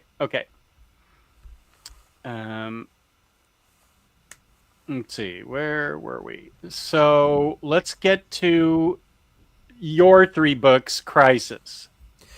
So these are all things I'm in progress on, because when I go through this list, which I might actually do on my channel next week, I've had it kind of simmering for a while. I want to say that I've finished stuff that's just been lingering. So I'm not going to include G.I. Joe Energon in that because it's only those 5 issues. So Wonder Woman by Perez. I've read 50 of 62 issues. I just need to read 12 more. Now, that was over the course of years, and I'll probably reread it again and again. It's one of my favorite runs of all time. But if not now, when? I think I probably could prioritize finishing Wonder Woman by Perez by the end of the year. Similarly, Sandman. I have owned Sandman forever. I've been through all the issues of Sandman to make commentary on it for my guide. I'm stuck in the mid 40s of Sandman, and I would really like to move on to reading Lucifer, which actually had a offer from one of my favorite people online, Robert Secundus, to co-read it with me. I need to read 30 more issues of Sandman. If not now, when? It's on my shelf. I've always wanted to read the whole thing. Why have I not finished it? And then the final one that I would put into that grouping of like, are we just gonna do this or what? Let's see, what's the final one we're gonna put in there? I would say the final one I would put in there is Ryan North's Squirrel Girl. It's just such slow reading, and I love it so much. I'm obsessed with it. I've never read the last, I think, like 12 issues, maybe even 14 issues of Squirrel Girl. If not now, when? This is what I mean. I have so many runs where I've got like somewhere between 10 and 20 issues left, and I just kind of like was ADHD and started another thing. So chat, you tell me. I really would love to finish all 3 of those by the end of the year. If I choose one to finish first before the end of the year, they're all runs that I love in different ways. Should it be Wonder Woman, Sandman, or Squirrel Girl? And Freddie and Jess, what do you think? Oh, I'm gonna say Sandman just because it feels like a nice year to close off that Neil Gaiman. Sandman season 2 just came out. It's a good time.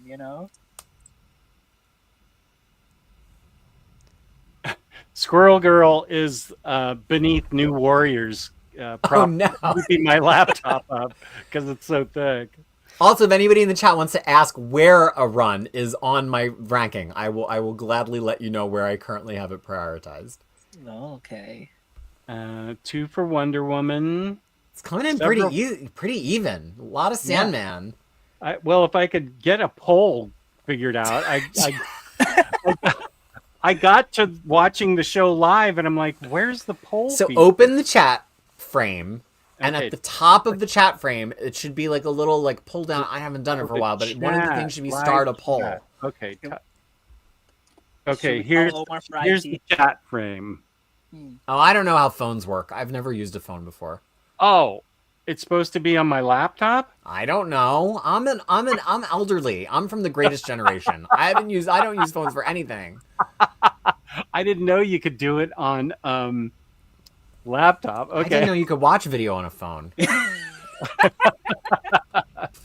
Wonder Woman, Sandman, so you can get to Lucifer faster. Lucifer might just be my favorite comic of all time. I've been reread recently and is still my favorite.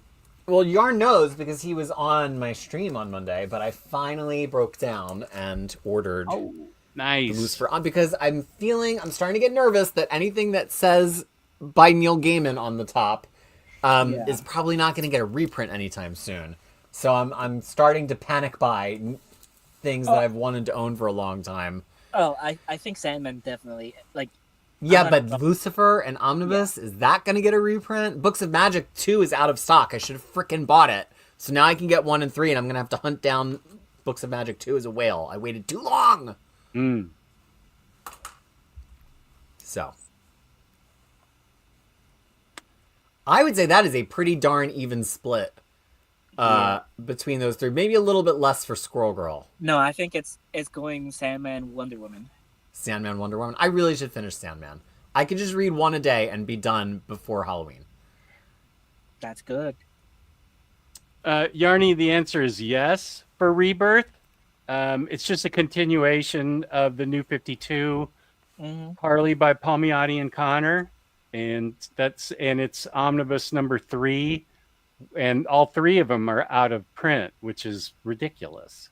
Yeah, when DC printed those, they didn't even pretend like that New 52 and Rebirth played a part in Harley Quinn. They were literally like, no, it's 3.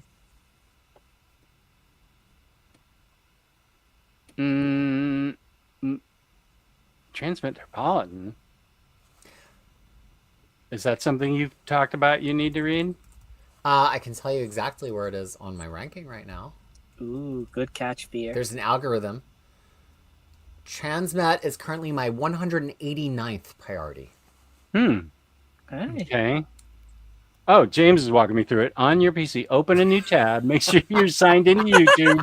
Find your video, then click the poll button next to the chat. Okay, I can do this. Thank you, James. Okay.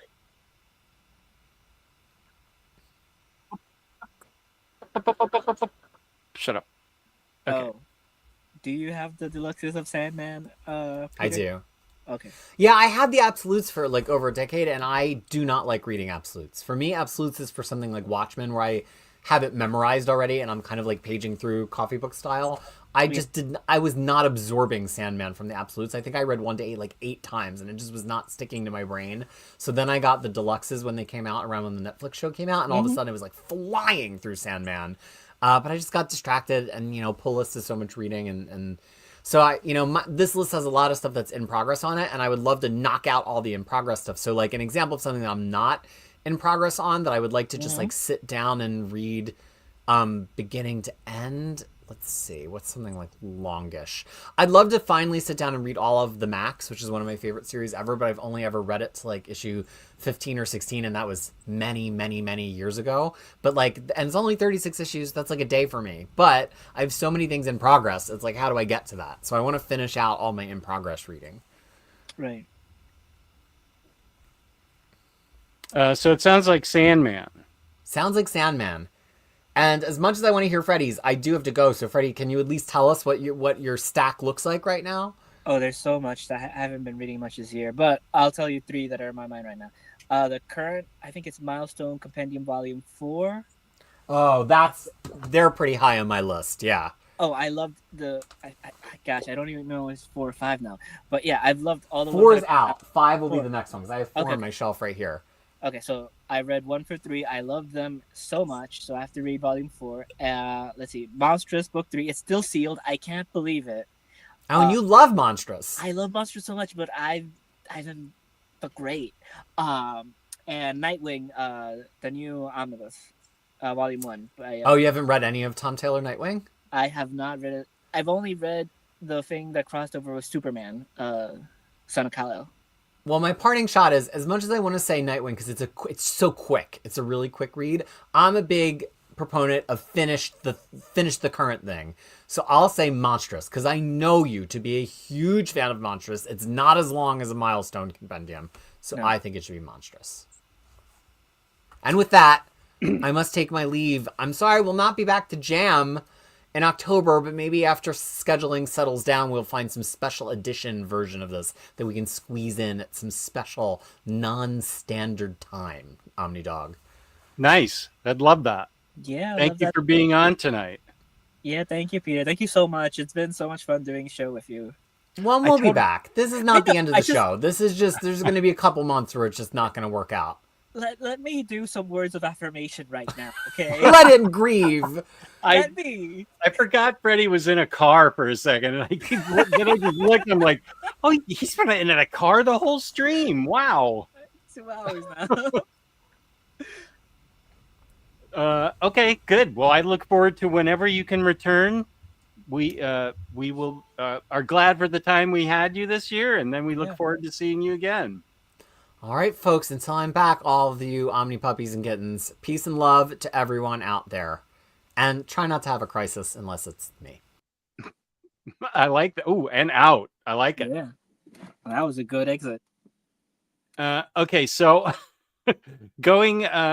sticking with my technology problem, I've got the chat open in another link. I'm on YouTube, and I don't see anything by the chat that says poll. Live chat. Join the conversation. Enact with the chat. Engage with your audience. Show your support for Omnidog's Vault. Oh, I could give myself money here. Hell yeah. Oh, don't do that because YouTube's going to take a cut of it. Oh, yeah. Okay. Well,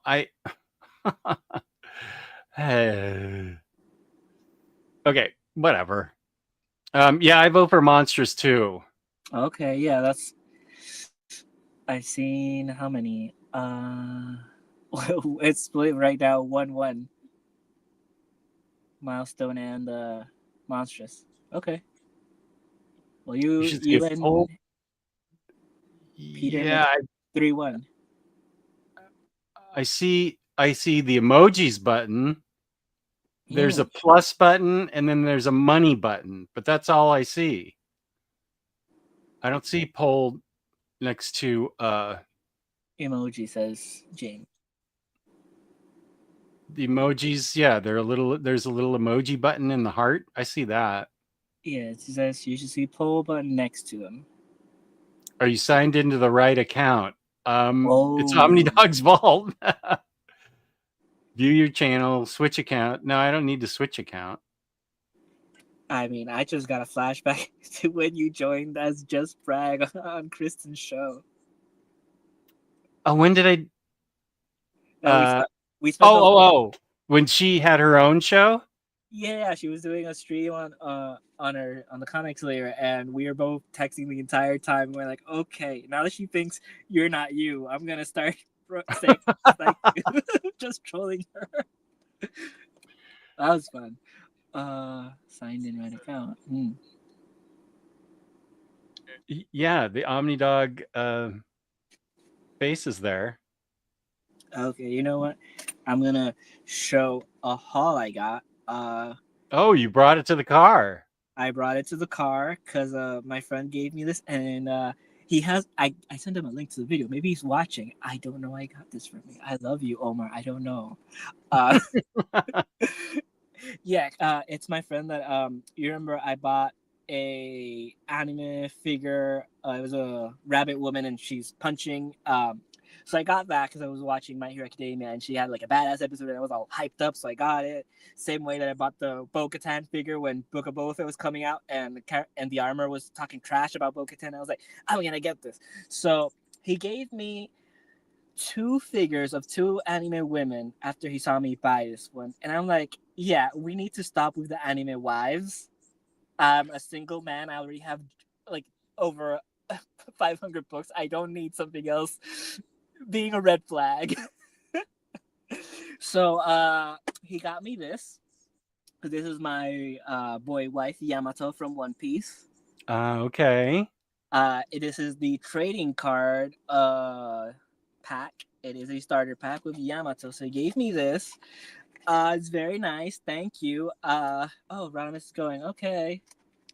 Take care, Rodimus. Good to see you. Glad you're okay so far. Yes, we wish you well and a quick recovery. So he gave me this, and yeah, I don't know how I feel about this. Why? What? Who gave this to you? My friend. A friend. Yeah, because I love One Piece and I keep talking about it, and he watches it too. And I'm like, man, this is great. I don't play this. I don't know what I'm gonna do with this. Oh gosh. And so I started obviously reading the rules and stuff, being like, is this, I don't know. I don't know how to feel about this. Remy, hit it for me. I just opened the poll now that the show's over practically. Thank you. Yeah, I figured it out. So now I know how to do polls now that we're all done. But thank you, Remy. That's exactly what I did. I hit the plus and the poll option shows up.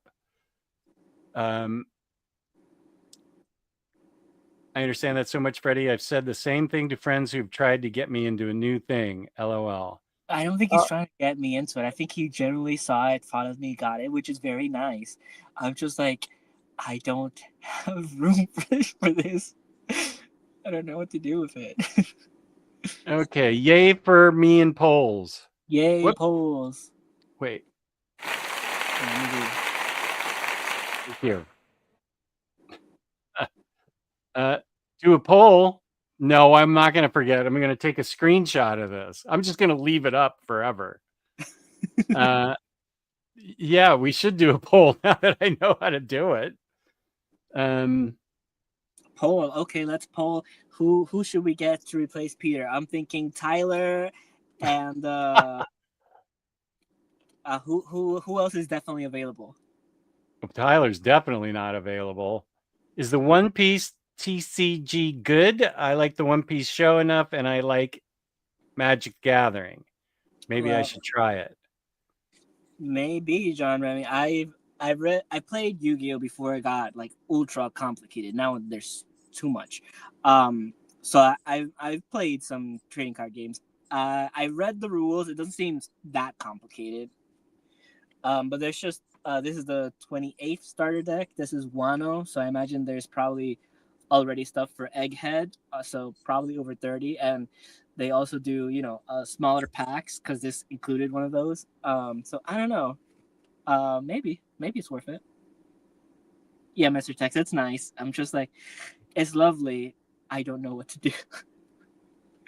I don't know. Have you had that? Just like someone presents you with something and you're like, Because of what it was, or well, because do you, what are your what feelings are you feeling about it? Like, you think that it's inappropriate, or that no, your it's not friend is inappropriate. reading you wrong? Your friend might No, be. no. I just, so there's a bunch of cards in here, Yeah. over 50 of them. I have this box. I don't have space on my shelf to like properly put this. Um, so I don't know. Like, I don't want to put this in another giant box. Oh, I see what you're saying. You don't have display piece. You don't Yeah, have display space for it. yeah. Okay.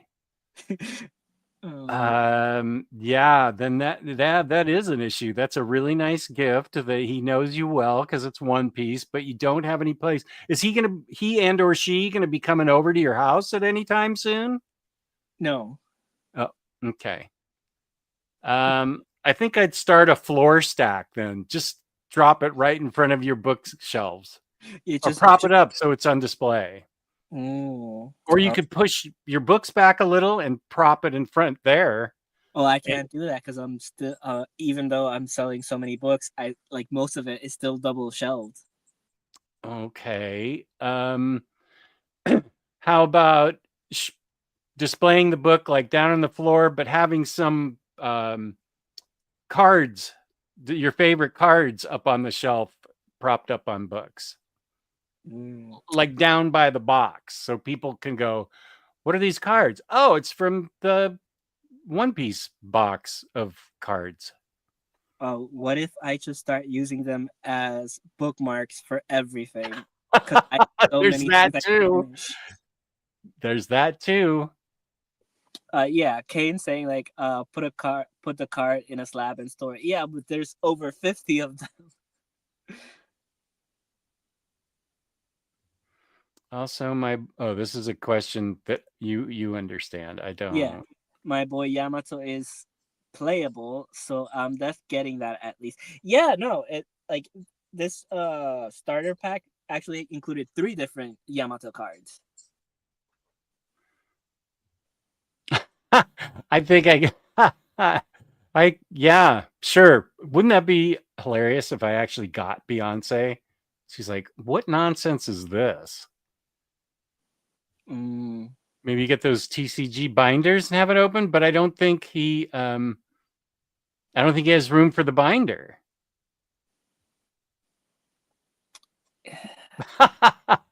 You should be wearing your seatbelt. It's fine. I'm passenger seat. Huh. Okay, I want to start a poll. Ask a question. Yeah. Okay. Add option. Add option. Oh, I see. Okay. Ask a Oh, question. he just reacted to the YouTube link. What's that? My friend, he just reacted to the YouTube link on the chat. On the oh, The you one that, can? I can't. yeah, the friend that gave me the cards. Yeah. Here come the real test. Okay. Okay. Let's see. Okay, what's my question? But yes, no. What if I don't want? Oh, add option. So I could put, okay, add option. Okay, I got it. Night wing. Wait, no. Is that the? Yeah, Nightwing was one of the three, but it could be just Monstrous and Milestone, which I think were the top two anyways. Is that the question or the option that I want people to vote on? I think it's. I think No. Okay, add option. Okay, Nightwing, Monstrous.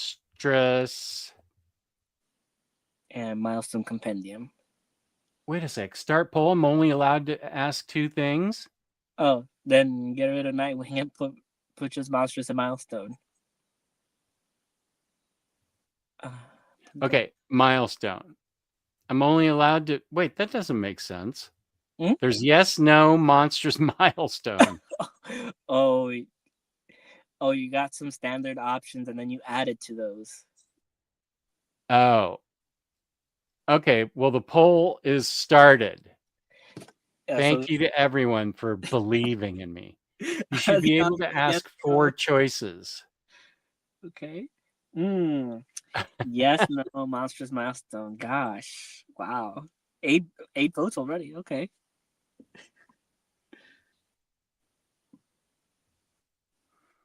What was the question? Well, yes. The question was I was going to put Nightwing as the question and said yes or no, and then I realized I want did you really is yes or no still in there? Yeah, it's still there. See, I can't see the poll. We can't see it in StreamYard, but we can see it on YouTube. I am on YouTube. Oh, there it is. Yes, I see. Yes has 33%. What? Now what's happening? Okay, thank you, chat. Yes. Okay, I'm going to end this poll and start a new one. End poll. Okay, stopping that one. I'm going to start a new one because that was weird. Oh, it was tied. Yes and Milestone. Oh, I see. Yeah, it was. Yes, no, Milestone. Okay. Let me try again. Start a poll.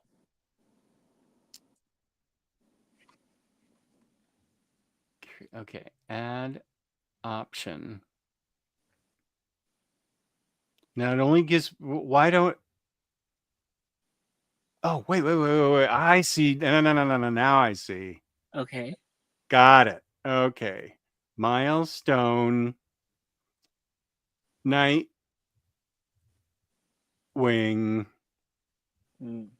What was the other book? Monstrous. Okay, now this will work. It only took me half an hour, which is pretty good. Yeah. Why can't I start the poll? Oh, no. There it is. Okay. Oh, nice. Oh, I need to add another option, apparently. Do you need to have 4? Yeah, you need to have 4 for some reason. That's weird. Yeah, for me to start the poll. Yes was really popular. Okay, here's the poll. Oh, the poll's right here. Now I wasn't seeing that before. Okay. But that's nothing. That's weird that it makes you do 4 because yeah. What if I don't? What if it's just a yes or no? Like you got to put yes twice, no twice. I just covered over. Yes and no were there, and I just typed over them, Milestone and Nightwing. But it's because I created the option. I created 2, and I only needed to create 1. Oh. Okay. We're learning here, folks. Yeah. Oh, I have another. I could do another poll whether or not this Saturday I should have my 10K subscriber giveaway show at like 1:00. Oh, don't do that. I'm working. I can't. I want to watch it. No, you put it up. We're going out to dinner Saturday night, Yeah. So an afternoon show. How long are you working? Till what? No. Like Yeah, midnight? never know. Yeah. But no, do it. I was gonna tell you. I'm working this weekend 19 for 21, and then I'm working 24 to 27, and so far nothing after that. So I'm free for whatever. We are not tied to the second Tuesday. Oh, yeah. Okay. Now I want to see. There it is. Okay, so Nightwing is ahead 36 to 29% each. 7% of the people voted nothing because I had to type in something. So I put nothing. For Nightwing's at 40% now. Oh, 44. I think the people have spoken. I'll leave that open and come back to it. That's pretty fun having a poll. Yeah, it is. Yes. It's the comics festival here in Helsinki.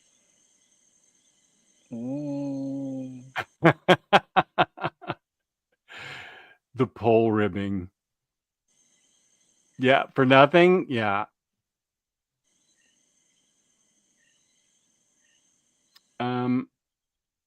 Okay. Oh wait. Yeah, chaos is the best. Oh. Oh, Johnny, I'm sorry. You know, now I'm thinking how funny it would be if you solved all. You know how you often have those problems gifting that then they're offering it to like 5 different people. Like, oh, you can have it. No, you. Oh, I poll now. Let the sorry. people decide. You know. Oh, I can take a poll. Yeah, you're Yeah. right. Like, for example, when Freddy won Animal Man action figure and he was gifting it to somebody else. Right. Huh. Okay, Nightwing is the clear winner with 45%. Okay. And so everybody can see that the poll because I'm signed in here and I can see it now on a different screen. Okay, so Milestone got 25%, Monstrous got 20%, Nothing got 10%. Wow. I wish Nothing had gotten 80%. That would have been funny. Okay, for Nightwing won. Oh, and it posts the results there. Really boss.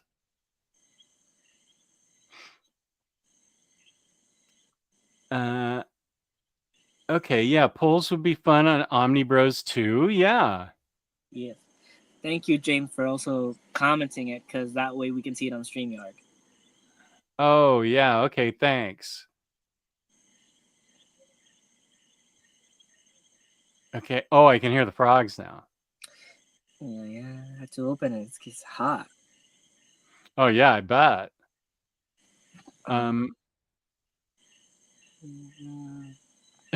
Yeah, it is a lot of stuff at once. Yeah, I think I might. Okay, I've got to go now, but I needed to be here when history was made and just figured out the poll. It took a little bit, but I did get it figured out because of the Remy's telling me to push the plus sign. That was great. This has been fun. Good night, Jess, Freddie, and everyone in the chat. Much love to you all. Much love, Logan Wayne. Thank you. Thank you, Logan. Awesome. I'm glad you suggested them too. Should I? Well, I mean, this Saturday is really the only day this week. Oh, you do it. We'll do a show another time. I'll watch it after work. Not Saturday, Sunday. I'll probably watch on Monday. Yeah. Well, we had a good show today, so We did, yes. That's good. Yes. I'd like to keep just doing polls now that I know how. I got one. Dupe versus Jeff. Who should be main one? Well, we were also he also Crisis had us have a to be listened. So, but if I just show 3, okay, I'm not. Okay, I can do a poll on that. Okay. And I guess the poll results, I can only list 4, so I could list 4 albums, and they're punkish. Punk. Oh no, I definitely have had that one. That's not punk. 1, 2, 3, 4. Okay, so I got punk albums, and I'm gonna create a poll on what album I should listen to first, because this was supposed to be also a to be listened to pile. And so I have these 4 that I will type in there. Toxic Reasons. Okay. X Wild Gift. Ooh. And I've listened to that forever, but I still haven't played it. Under the Big Black Sun by X. Nice. And 7 Seconds. So let me type those into the poll, and the chat will decide what I'm. Nice, good job. Yeah, I'm gonna be doing poll shows from now on. What should my next topic be? Polls. Okay. Let me see if I can think of another punk one. Okay. For you? Yeah. Okay, wait. Where was this? Oh yeah, the plus. Okay. Start a poll. Okay. Which punk LP should I start with? Okay. Okay.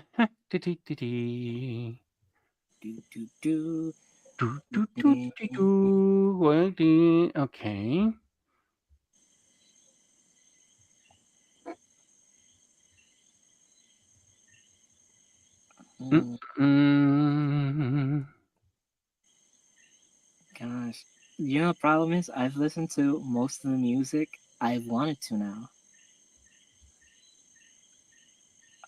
Oh, really? Yeah. Because I heard Sabrina Carpenter as soon as it dropped. Like, I'm going pop girly first. What are you getting as soon as it drops? Like, I heard the Sabrina album. I heard a few new songs by some other artists. So it's difficult to find 2 more. I guess I could just do 2. The comms, I was reading something in the chat. Legit, the frog sounds in the background are calming. Yeah, they are. Oh, by the way, Jess, I met a coworker from a different branch of my job. He got the infamous Deja Thor statue. He keeps it in the background so as not to offend his Rice wife and friends. That's awesome. Wow. Oh, that's a good suggestion. Dessert DoorDash ideas. He has no intention of parting with it. Good. He should. I wish I kind of got it, but I also know my marriage was saved by not getting it. I've grown too powerful. Nothing but polls. Listening to the frogs makes me want to fly out to Puerto Rico even more now. Hopefully next year. Yeah. Okay, FDO, you can go vote. I got a lot of punk listening viewers. Mm-hmm. Oh, yeah. It will, William Lee. My favorite punk album is Social Distortion, Mommy's Little Monster. I kept it. The flood in 2017 wiped out about 60 albums. And fortunately, Social Distortion wasn't one of them, but that's where the original X albums were that I had. And like my entire punk collection, except for a few, like I have a couple Descendants albums, my Sex Pistols stuff, that all got saved. But otherwise, I lost like 40 punk albums. Wow. I know, that was rough. How many have you managed to like replace, if at all? You know, they're really expensive now, considering Yeah. when I bought them, they were $7. They're Yeah. like 25 to 30 bucks. So I'm gonna have to go to Discogs or a used record store if I want to replace any more of them. Wow.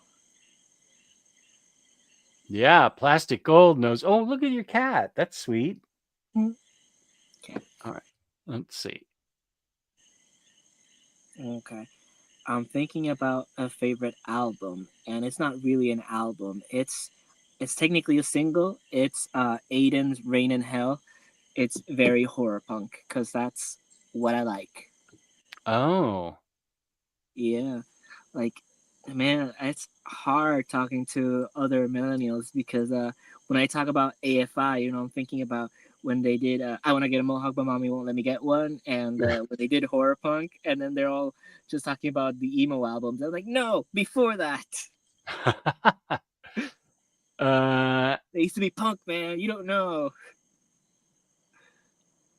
oh, I have all these. Oh, good, yeah. Except for Ramones, I lost those all in the flood. But I have Bad Brains. I have a couple of Descendants albums, including Milo Goes to College, Black Flag Damaged, and Minutemen Double Nickels on the Dime. Oh, Misfits Earth AD.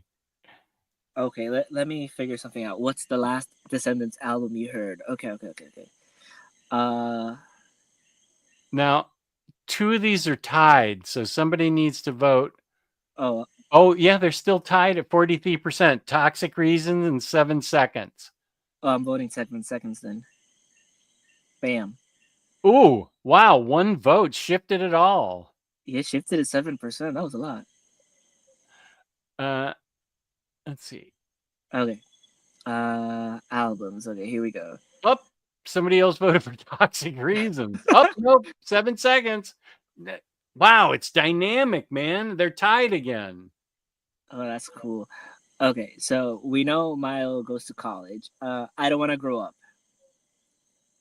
This is Descendants. Did I lose you? Sorry, no, I'm here. I was reading the chats. What sorry. the chat? What Descendants what? No, I'm trying to think like what was the last Descendants album you heard? Oh, I don't think I have heard that one you just mentioned. I Don't Want to Grow Up. That's 1985. I know. It's possible. I don't think Wow. I owned it. Okay. What about Enjoy? These are albums? Yeah. See my punk. Here's the Descendants. Oh yeah, there's Mommy's Little Monster. Bonus Fat and Milo Goes to College. Oh man, I rescued Bonus Fat from the flood. You can tell because the I don't know if you can see it, but there's water damage right there. So somehow I got Bonus Fat. But Milo Goes to College. Oh yeah, Milo Goes to College I rescued too. Wow. That is punk, man. Right? Yeah, but those are the only two I have. Oh no. Everything Sucks. I also have. Oh yeah. Harvey Picar's Ghost really likes that one too. Everything Sucks? Yeah. He says that's underrated. 1996. Yeah. Yeah, I also really like All, and the new stuff's pretty cool too. Like Cool to Be You is pretty good. They did one in 2016. It starts frothing over that you can really feel their age, but not in a bad way. And the new one, it's called Knife and Walnut. It came out 2021. I'm not a huge fan of that one. Like, I'll listen to it, but yeah, we gotta keep it looking cool to be you. And yeah, okay. Did we? Sorry. Sorry, did you break the tie? Kane has a good point. 44 people in the chat and 17 people voted. Go vote, everyone. Oh, thank you. And hit that like button. I have collector's insurance. I had it back then, but you have to be specific on it. And it was just for, and I still have the same policy, just not as, it doesn't cover as much, but it's strictly for my books and comics. So it didn't even occur to me, because I've always thought that the higher likelihood would be that somebody would break in and steal something of value. And I didn't think albums people would steal. So I only insured my comic books, but and those are the only things that are still insured. But you have a good point there. Oh, I like them both, but I know what you mean.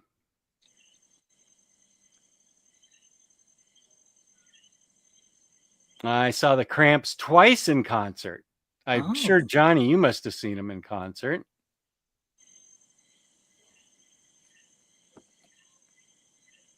Let's see. I have Young, Loud, and Snotty by the Dead Boys.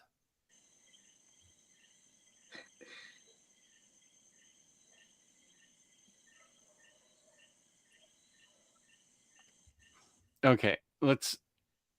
Yeah, did you show it? Okay. Poll is ending. 47% for 7 seconds. Okay. Did I actually put 7 seconds?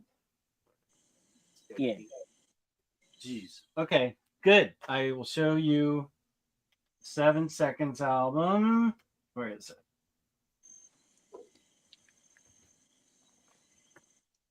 Oh, I'm on the poll page. Okay. I did keep all my Punk 45s. Those were separate from the Flood Zone. Oh. Yeah, good suggestion, Kane. That's okay, Chris. That's fair.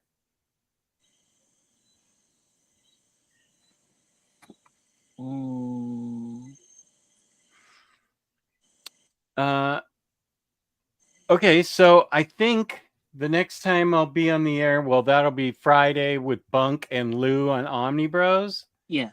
And then I'll post it in Discord and on my YouTube, my channel page, if I'm going to do Saturday at 1 p.m. Eastern Standard Time. So I have to discuss it with upper management, because I have a feeling it's going to go for a long time, and we're going out to dinner probably around 6. Oh. Yeah, I can run a poll out of Omnibros, sure.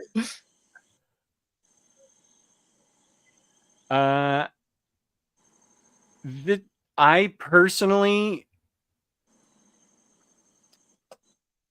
Secret Wars, that book was not for me. I think it was for younger readers, especially the second one. Yeah. So I think you have to really love Secret Wars to buy it. That's not I would not recommend that as a blind buy.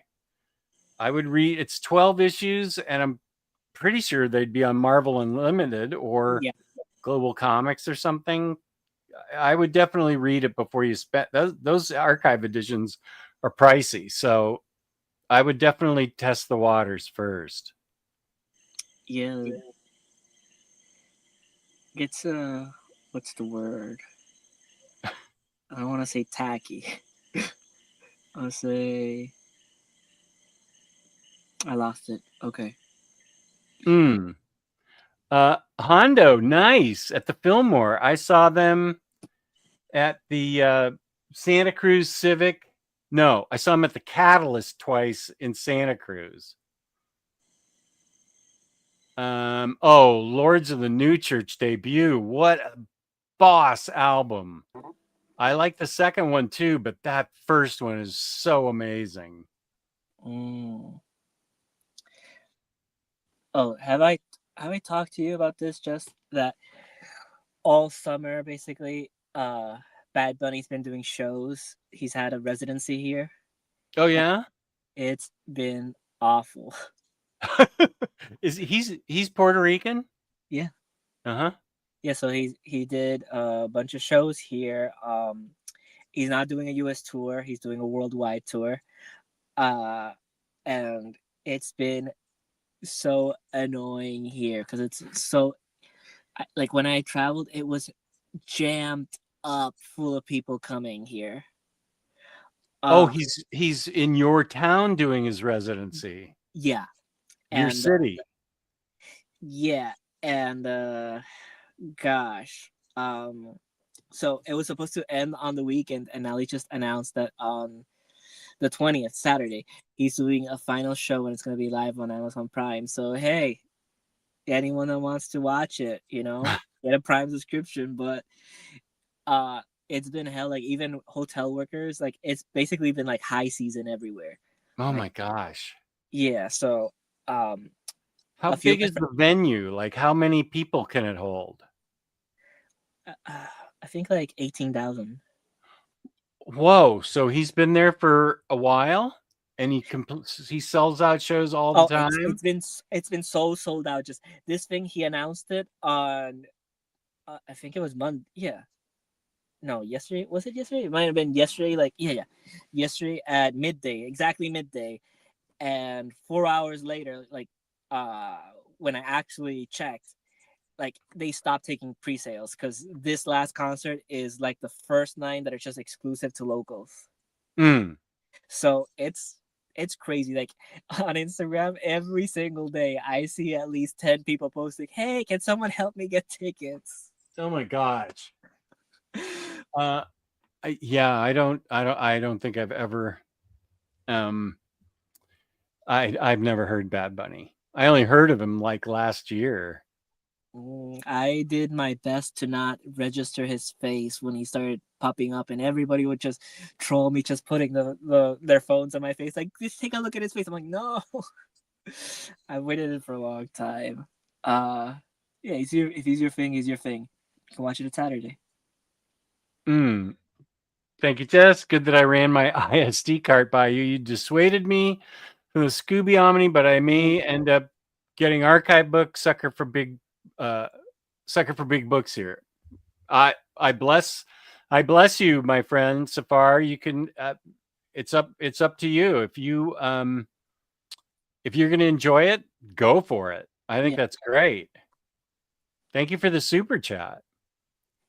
yeah. Yeah, that's what I found out. I can't remember how I found out. Oh, because he was going to play in a Marvel. What character was he going to be in a Marvel movie? Yeah, when Sony had the bright idea of doing trying to do their little universe, they were gonna have him do some character that only appeared like twice before. Yeah, what character was that? That's the first time I ever heard of him. And I asked the Omni Bros in our chat. I said, "Who or what is Bad Bunny?" And and both Lou and Geo, Bro, being Puerto Ricans, yeah. both knew who he was. But I think probably Riley did too. Yeah, I'm not surprised. He's the number one artist in the world right now, and everyone that listens to Spanish music is listening to him. Thank you for being here, Plastic Gold. He's hosted SNL. He was a big part of the 50th. He was on the new Adam Sandler movie that's on Netflix right now. Gosh. Well, he's the big, since Taylor Swift isn't touring, he's now the top star touring. So I think he was beating her. Like, I don't know about touring, but like in terms of like popularity. Yeah, like listening and buying and Yeah, going to concerts and stuff. He's above Taylor Swift. I think so. Holy shit! Wow, okay. He's awesome, man. I don't know. I'm not the target audience, so I don't know anything about him. Peace But of mind, neither am I. What? Oh, El Muerto. Thank you, Chris. Thank you. Oof, yeah, that was embarrassing for Sony.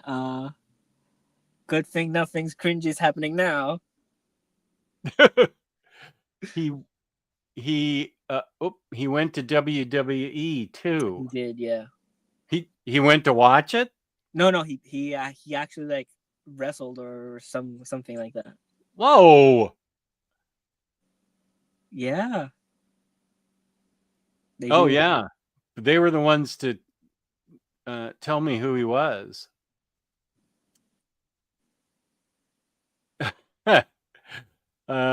He wrestled. Wow. Okay. Yeah. Was it last year? I think it was before.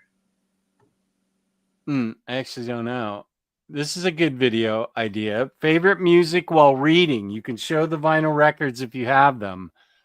And in the description, I could link a YouTube video because I can't, but I don't know how long that one would be. I could at least get 10 or 15 minutes out of it though. So that's a good idea, Yarnan. Thank you. Yeah, people will definitely be interested. Like I see, like not so much today, but there's usually people asking like, what's a good soundtrack to listen to? Like while you're reading. Yeah. Oh gosh, I have so many good soundtracks, but I also have a lot of good ambient that I would think would be good.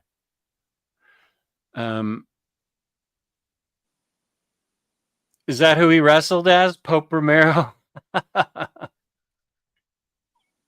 His WWE match was actually sick. Oh, I'm jealous, Hondo. I love Tame Impala. Tame Impala. Bad Bunny collabed with Not Like Us, Drake. You're not likable, Drake, I think. That was the beef with Kendrick Lamar. Yeah, was that this year? Earlier this year? No, last year. Yeah, and oh, that's right. Stikel typed up a whole huge thing that explained it all to me. That's right. Okay, I remember that. It was Priest versus Bad Bunny. At first, I thought that was Christopher Priest. Everyone should listen to Claire Obscure Expedition 33 original soundtrack. Okay. Oh, I do have a recommendation for music. Let's see. So, Death Stranding is a video, and the second one, Woodkid did the album. So, it is beautiful. It's Death Stranding 2 on the beach. There's a song that is one of my current favorites. It has Woodkid with Elle Fanning featuring. It's called To the Wilder. It's really amazing. But there's also another really good song called Any Love of Any Kind. Like, wow, Woodkid's amazing. It's very epic, very. It's not always very orchestra, but it's like when he set out to do music, he set out to do like really epic soundtracks for like big blockbuster type movies. So it's really awesome to see like in a video game. Short-ish run, and I'll read it. Oh. You know what run you recommended to me and that I still haven't read, and it's not anything Al Ewing. Okay. Let me see. What did I got it? Let's see if it's a Marvel. Okay. I have it in trade paperback. What book did you recommend to me? Darn it. Not seeing it. It must be in the other room. Was it all new dupe? No, it was a series of books. I mean, it was a run that had like 3 or 4 volumes in it. Darn it. It was Marvel. Yeah. Was it Bun's Fearless Defenders? You did recommend that, but I looked at it and saw that. Shang-Chi's More Than Three. Shang-Chi. That was it. Was it Yeah, Shang-Chi? yeah. Yeah, well, there's a complete collection now of Shang-Chi. Thank you, both of us. Let's see. Why didn't I see Shang-Chi? Where are you? Yeah, I stand by Shang-Chi. That's by Jean Lun Yang. Oh, Shang-Chi. Yeah. There's 1, 2, 3, 4 books. Does the 10 Rings come before book 1? After. No, it's after? Yeah, it's a conclusion. After okay, so what do you recommend to Yarne? Well, Shang-Chi's a good one. I stand by that one. If you haven't read Chip Zdarsky's Howard the Duck, it is the funniest thing. Joe Quinones' art, amazing. And, Chip and Joe Quinones set out to do something as well that was keep all the characters exactly as they were coming out at the time. So it's really difficult talking to editorial and stuff. So everybody has the modern suits, not like when sometimes someone co-stars in a book or guest stars or is in the background even, and they have like an old outfit. No, everyone's wearing exactly what they should be wearing on the period. The teams are exactly as they should be, and I paid attention to that detail. But the jokes are so funny. From issue 1 when Spider-Man comes out, that was the first time Chip wrote Spider-Man, and it is perfect. I agree with Howard the Duck. Yeah, it's a pretty thin omnibus, and I think last week or this week, I think the complete collection just came out. Oh. I'm almost positive it was this week that a complete collection came out. So there you go, Yarnit. It's Howard the Duck. Yeah, definitely worth, if not reading on Marvel Unlimited. Starscream, not a Bad Bunny fan. He's from Bayamon. Baja Coqui. What's that? Baja Coqui. Is that a drink? I'm not sure exactly what he's referring, but Coqui is the little chirping frog that you're hearing. Oh. Baja. I want to assume that it's kind of connected, like with a different Spanish right now. Different area. Has anyone else been introduced to a band or artist they like through a song of theirs being used in a film or series? Yes. Sid and Nancy, a movie that was made back in like 1983 or 84. I have the soundtrack to that. I think I may have also the CD, but I got the LP. And there's a group on there. First of all, Sid and Nancy Love, or maybe it was called Love Kills, because it was awesome. And let's see if I can find it. Because there's a group on there that doesn't seem to exist except for on the soundtrack. Oh. Their music is really ambient and atmospheric. It's for the transition times in the movie, because otherwise it's a bunch of really cool punk sounding stuff. I can't find it right now, but I think the group's name is Rain, Rain. And this is the only place I've ever been able to find their music, on the Sid and Nancy Love Kills soundtrack. I have searched Rain repeatedly in Spotify, on Google, and I haven't been, but that's where I found them. Yeah. I have a few. I already knew about "Come and Get Your Love," but from Guardians of the Galaxy, once that soundtrack came out, like I started listening to Oh, Redbone, yeah. and they released like a graphic novel about their history. That was also a really interesting read. Um, That was a pretty boss soundtrack. yeah. Uh, it's a totally disgusting movie now, but Euro Trip had Lustra with Scotty Doesn't Know. What did you just say? Scotty I don't. Doesn't Know. The song. Scotty doesn't know. Yeah, Scotty Doesn't Know. Scotty That's Doesn't the name. Know. That's the name of the movie. No, no, of the song. The movie's called Euro Trip. It's disgusting. It's trash. Don't even look it up. Okay. But Lustra's really good. They didn't do much after that, but oh man, that song bops. It bops, man. Uh, Hmm. and gosh, Adventure Time also has like by the later seasons they started doing a lot of covers to songs. Like one of the artists is called Mitzi. That's really like they had a few artists that they covered were really good. Okay, William Lee, if you say so. What? Where was that? Your trip is funny. It's a thing about the time, you know. It was what early 2000s, so uh, you can't watch it now. um.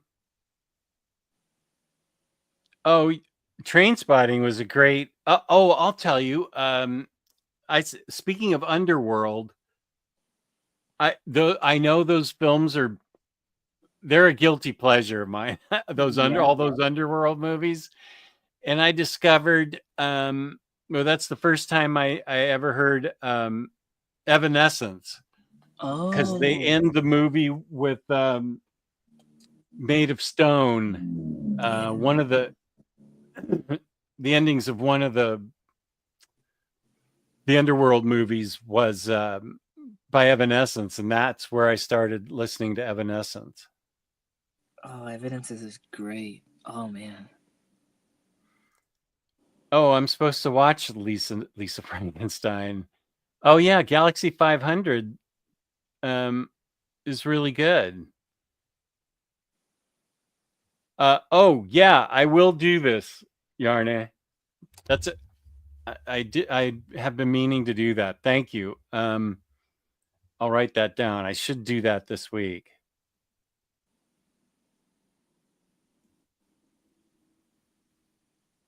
Okay, send me one. I put it on to listen to right now, Harvey Picard. In fact, you want to do a poll, Jess? Or are you No, ready? I'm getting ready to Okay. fall asleep. Okay. Oh, yeah, I know, but Tidal, I don't listen to Spotify on my phone. I tried Tidal, but they didn't have enough uh songs that I wanted to hear. Not enough groups. So I and not only Tidal, but oh, I don't even have it here. Tidal and Quiznos or whatever the other app was. There was another high quality app, and I found on Amazon. Sorry, I know Bozo's site shouldn't be giving it any business. I totally agree. I just mentioned the Bad Bunny thing. You're fine, Jess. They have Ultra HD songs on, and I can find everything I've ever wanted on Amazon. Yeah, their Prime Music is actually pretty good. Yeah, and it's really high quality. I've got can't remember what it's called, but it's something that uh it's a plug that you plug onto your headphones, and then you plug everything into your phone, Mm-hmm. and it's to make the digital music sound better, and it really does. I think it was called like a Dragonfly, and I forget what it is. Oh, a DAC. It makes the digital music sound better. Could be. Oh, I was just thinking. I've also discovered new artists by these compilation albums that they used to do. Like, have you ever heard Punko's Acoustic, Punko's Pop, or Rock Against Bush? No, no. Oh, those are great albums, man. A lot of like I discovered Rise Against from them. Rise Against is one of my favorite bands ever. Oh, uh-huh. Yeah, a lot of good music there. And uh Punko's Acoustic, they did acoustic covers, but Punko's Pop, they used to do pop covers of songs. That was fun. Like, in punk ways. They Yeah. yeah. Uh in fact, I don't know if Rock Against Bush had like a original Green Day song. Oh, They might have. thank you, Mr. Tax. I'm glad you liked the video. Up, CNSS Euro Trip was absolutely hilarious. I want to rewatch it now. Who's in that? So it's pretty funny. The beginning of the movie, I love the beginning of the movie. I could watch that forever. Um, it comes out with it literally starts with Scotty doesn't know the song. They're playing in a party, and Matt Damon is playing the front man of the band, but he doesn't appear again. Who is in Eurovision? I don't remember. Okay, Chris. Yeah, pray for rain. Thank you. Euro Trip movie. So Yeah, I have audiophile headphones, and I need to upgrade. I need to upgrade my headphones even more. right. So it came out in the year 2004. It has Scott Miklowicz, Michelle Trachtenberg, Jacob Pitts, Jessica Bowers. And what is this word? Euro Trip. Euro Trip. And Yeah. why what's disgusting about it? That every couple people say it's hilarious. What is it? Is it sight gags that aren't funny or No, the songs are slapstick? funny. Uh, I'll talk to you about it afterwards. Okay. Let's just say there's a trigger warning I word. I word. Yeah. Trigger. A triggering I word. Okay. Yeah, Rip Michelle Trachtenberg. Yeah. Huh. Okay. Thank you, Mr. Tex. I wanted to get back to this. Thank you so much. Do do do do. I did have that stupid Pono player with the God. I spent money on that thing, and then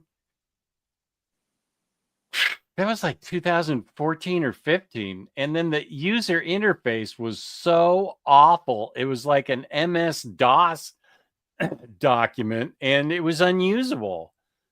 Oh, that was a rip off. Yeah. Dak, right. Thank you, Safar. I can't think of the other name of the digital service. It's probably on my phone somewhere. Yes, a digital to analog converter. Thank you. That's what I plug into my phones, my headphones. Hell yeah, Rise Against is so good. Wow.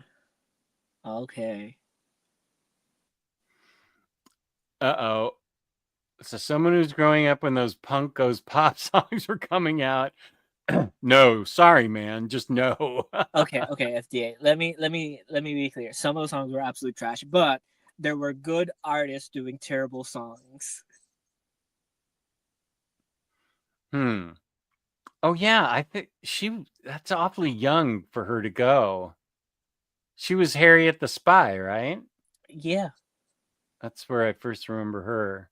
Yeah, she was in Buffy too. Oh, she was? Yeah, I think it was her. She played the sister.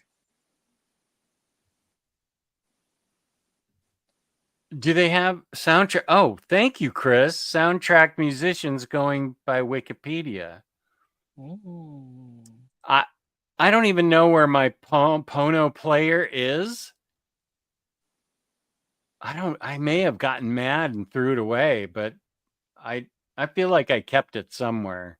Yeah, don't highlight Johnny's comment, but yes, Johnny, that's it.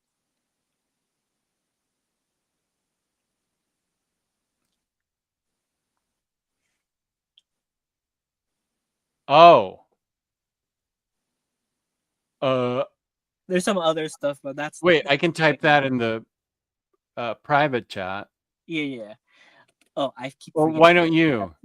I forget the private chat exists, Jess. Yeah, I just now thought of it myself. Like whenever I don't even see the notifications there up until whoever puts the 5 minutes warning. Oh yeah, that was Crisis. Yeah, Kobas. Yeah, that's right, Safar. Yeah, they were. Man, there's so many of those streaming things that are leaving. Even Hulu's disappearing now on next year. Okay, that's what I thought the word was. Okay. And it's a thing in there, or she just says it? It happens. Oh, ooh. Ugh. Oh, I could tell you some of the other scenes though. Some of it's funny. But a lot of it is like, have you seen Caddyshack recently? I Or have seen Caddyshack so many times I have it memorized. I love that movie. or Revenge of the Nerds. I remember that. Yeah. There's a few scenes that you watch now and you're like, oh, that was an R. Hmm. Yeah. I keep John Remy. I keep saying I need to get into punk, but I feel I never got the time. It's def on my radar of genres to more deeply explore. Yeah, John Remy. There's so many good punk bands. They're not all gonna be like really hardcore. Like there's a lot of like, it's a very rich genre. Like like one of my favorites is horror punk, but I also really like, political punk like Rise Against, Bad Religion. Sometimes Descendants gets into that territory. And I lost all my Bad Religion albums too. Damn it. Oh, that breaks my heart. Thank you for this, Chris. I had never been able to find anything out about Pray for Rain. I will check it out.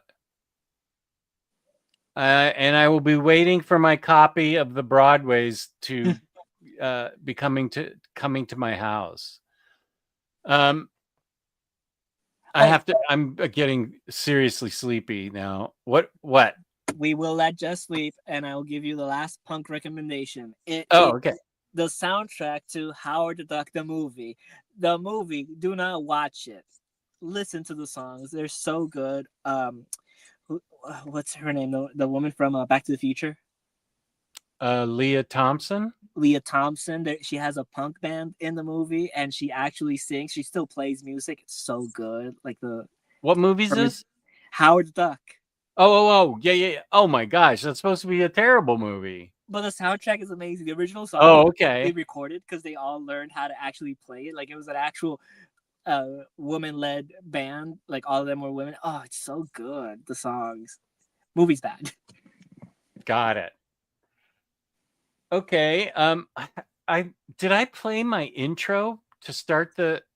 Yeah, I did play my intro. Okay, so I will play us out with my outro, which is the same as my intro. And thank you all for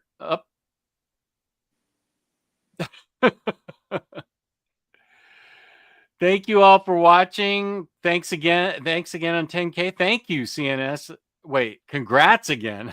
I read that thing. Yeah, I'm getting sleepy. Chris, don't tell Jess, but I agree with you. Who? With Chris Brogan, I agree with you. Don't tell Jess. Thank you all for being here. I really appreciate it. And I'm going to consult with upper management about this Saturday, and I'll let you all know. And thank you, Kane. Appreciate you. And future polls. So I will play us out with my outro. And thank you, Freddie, for being here. And thank you to Crisis. This was a lot of fun. And loved having you guys in the chat, and the polls were great. Now that I know how to do them. How did I click on that accidentally? Okay. Thank you. Peace and love.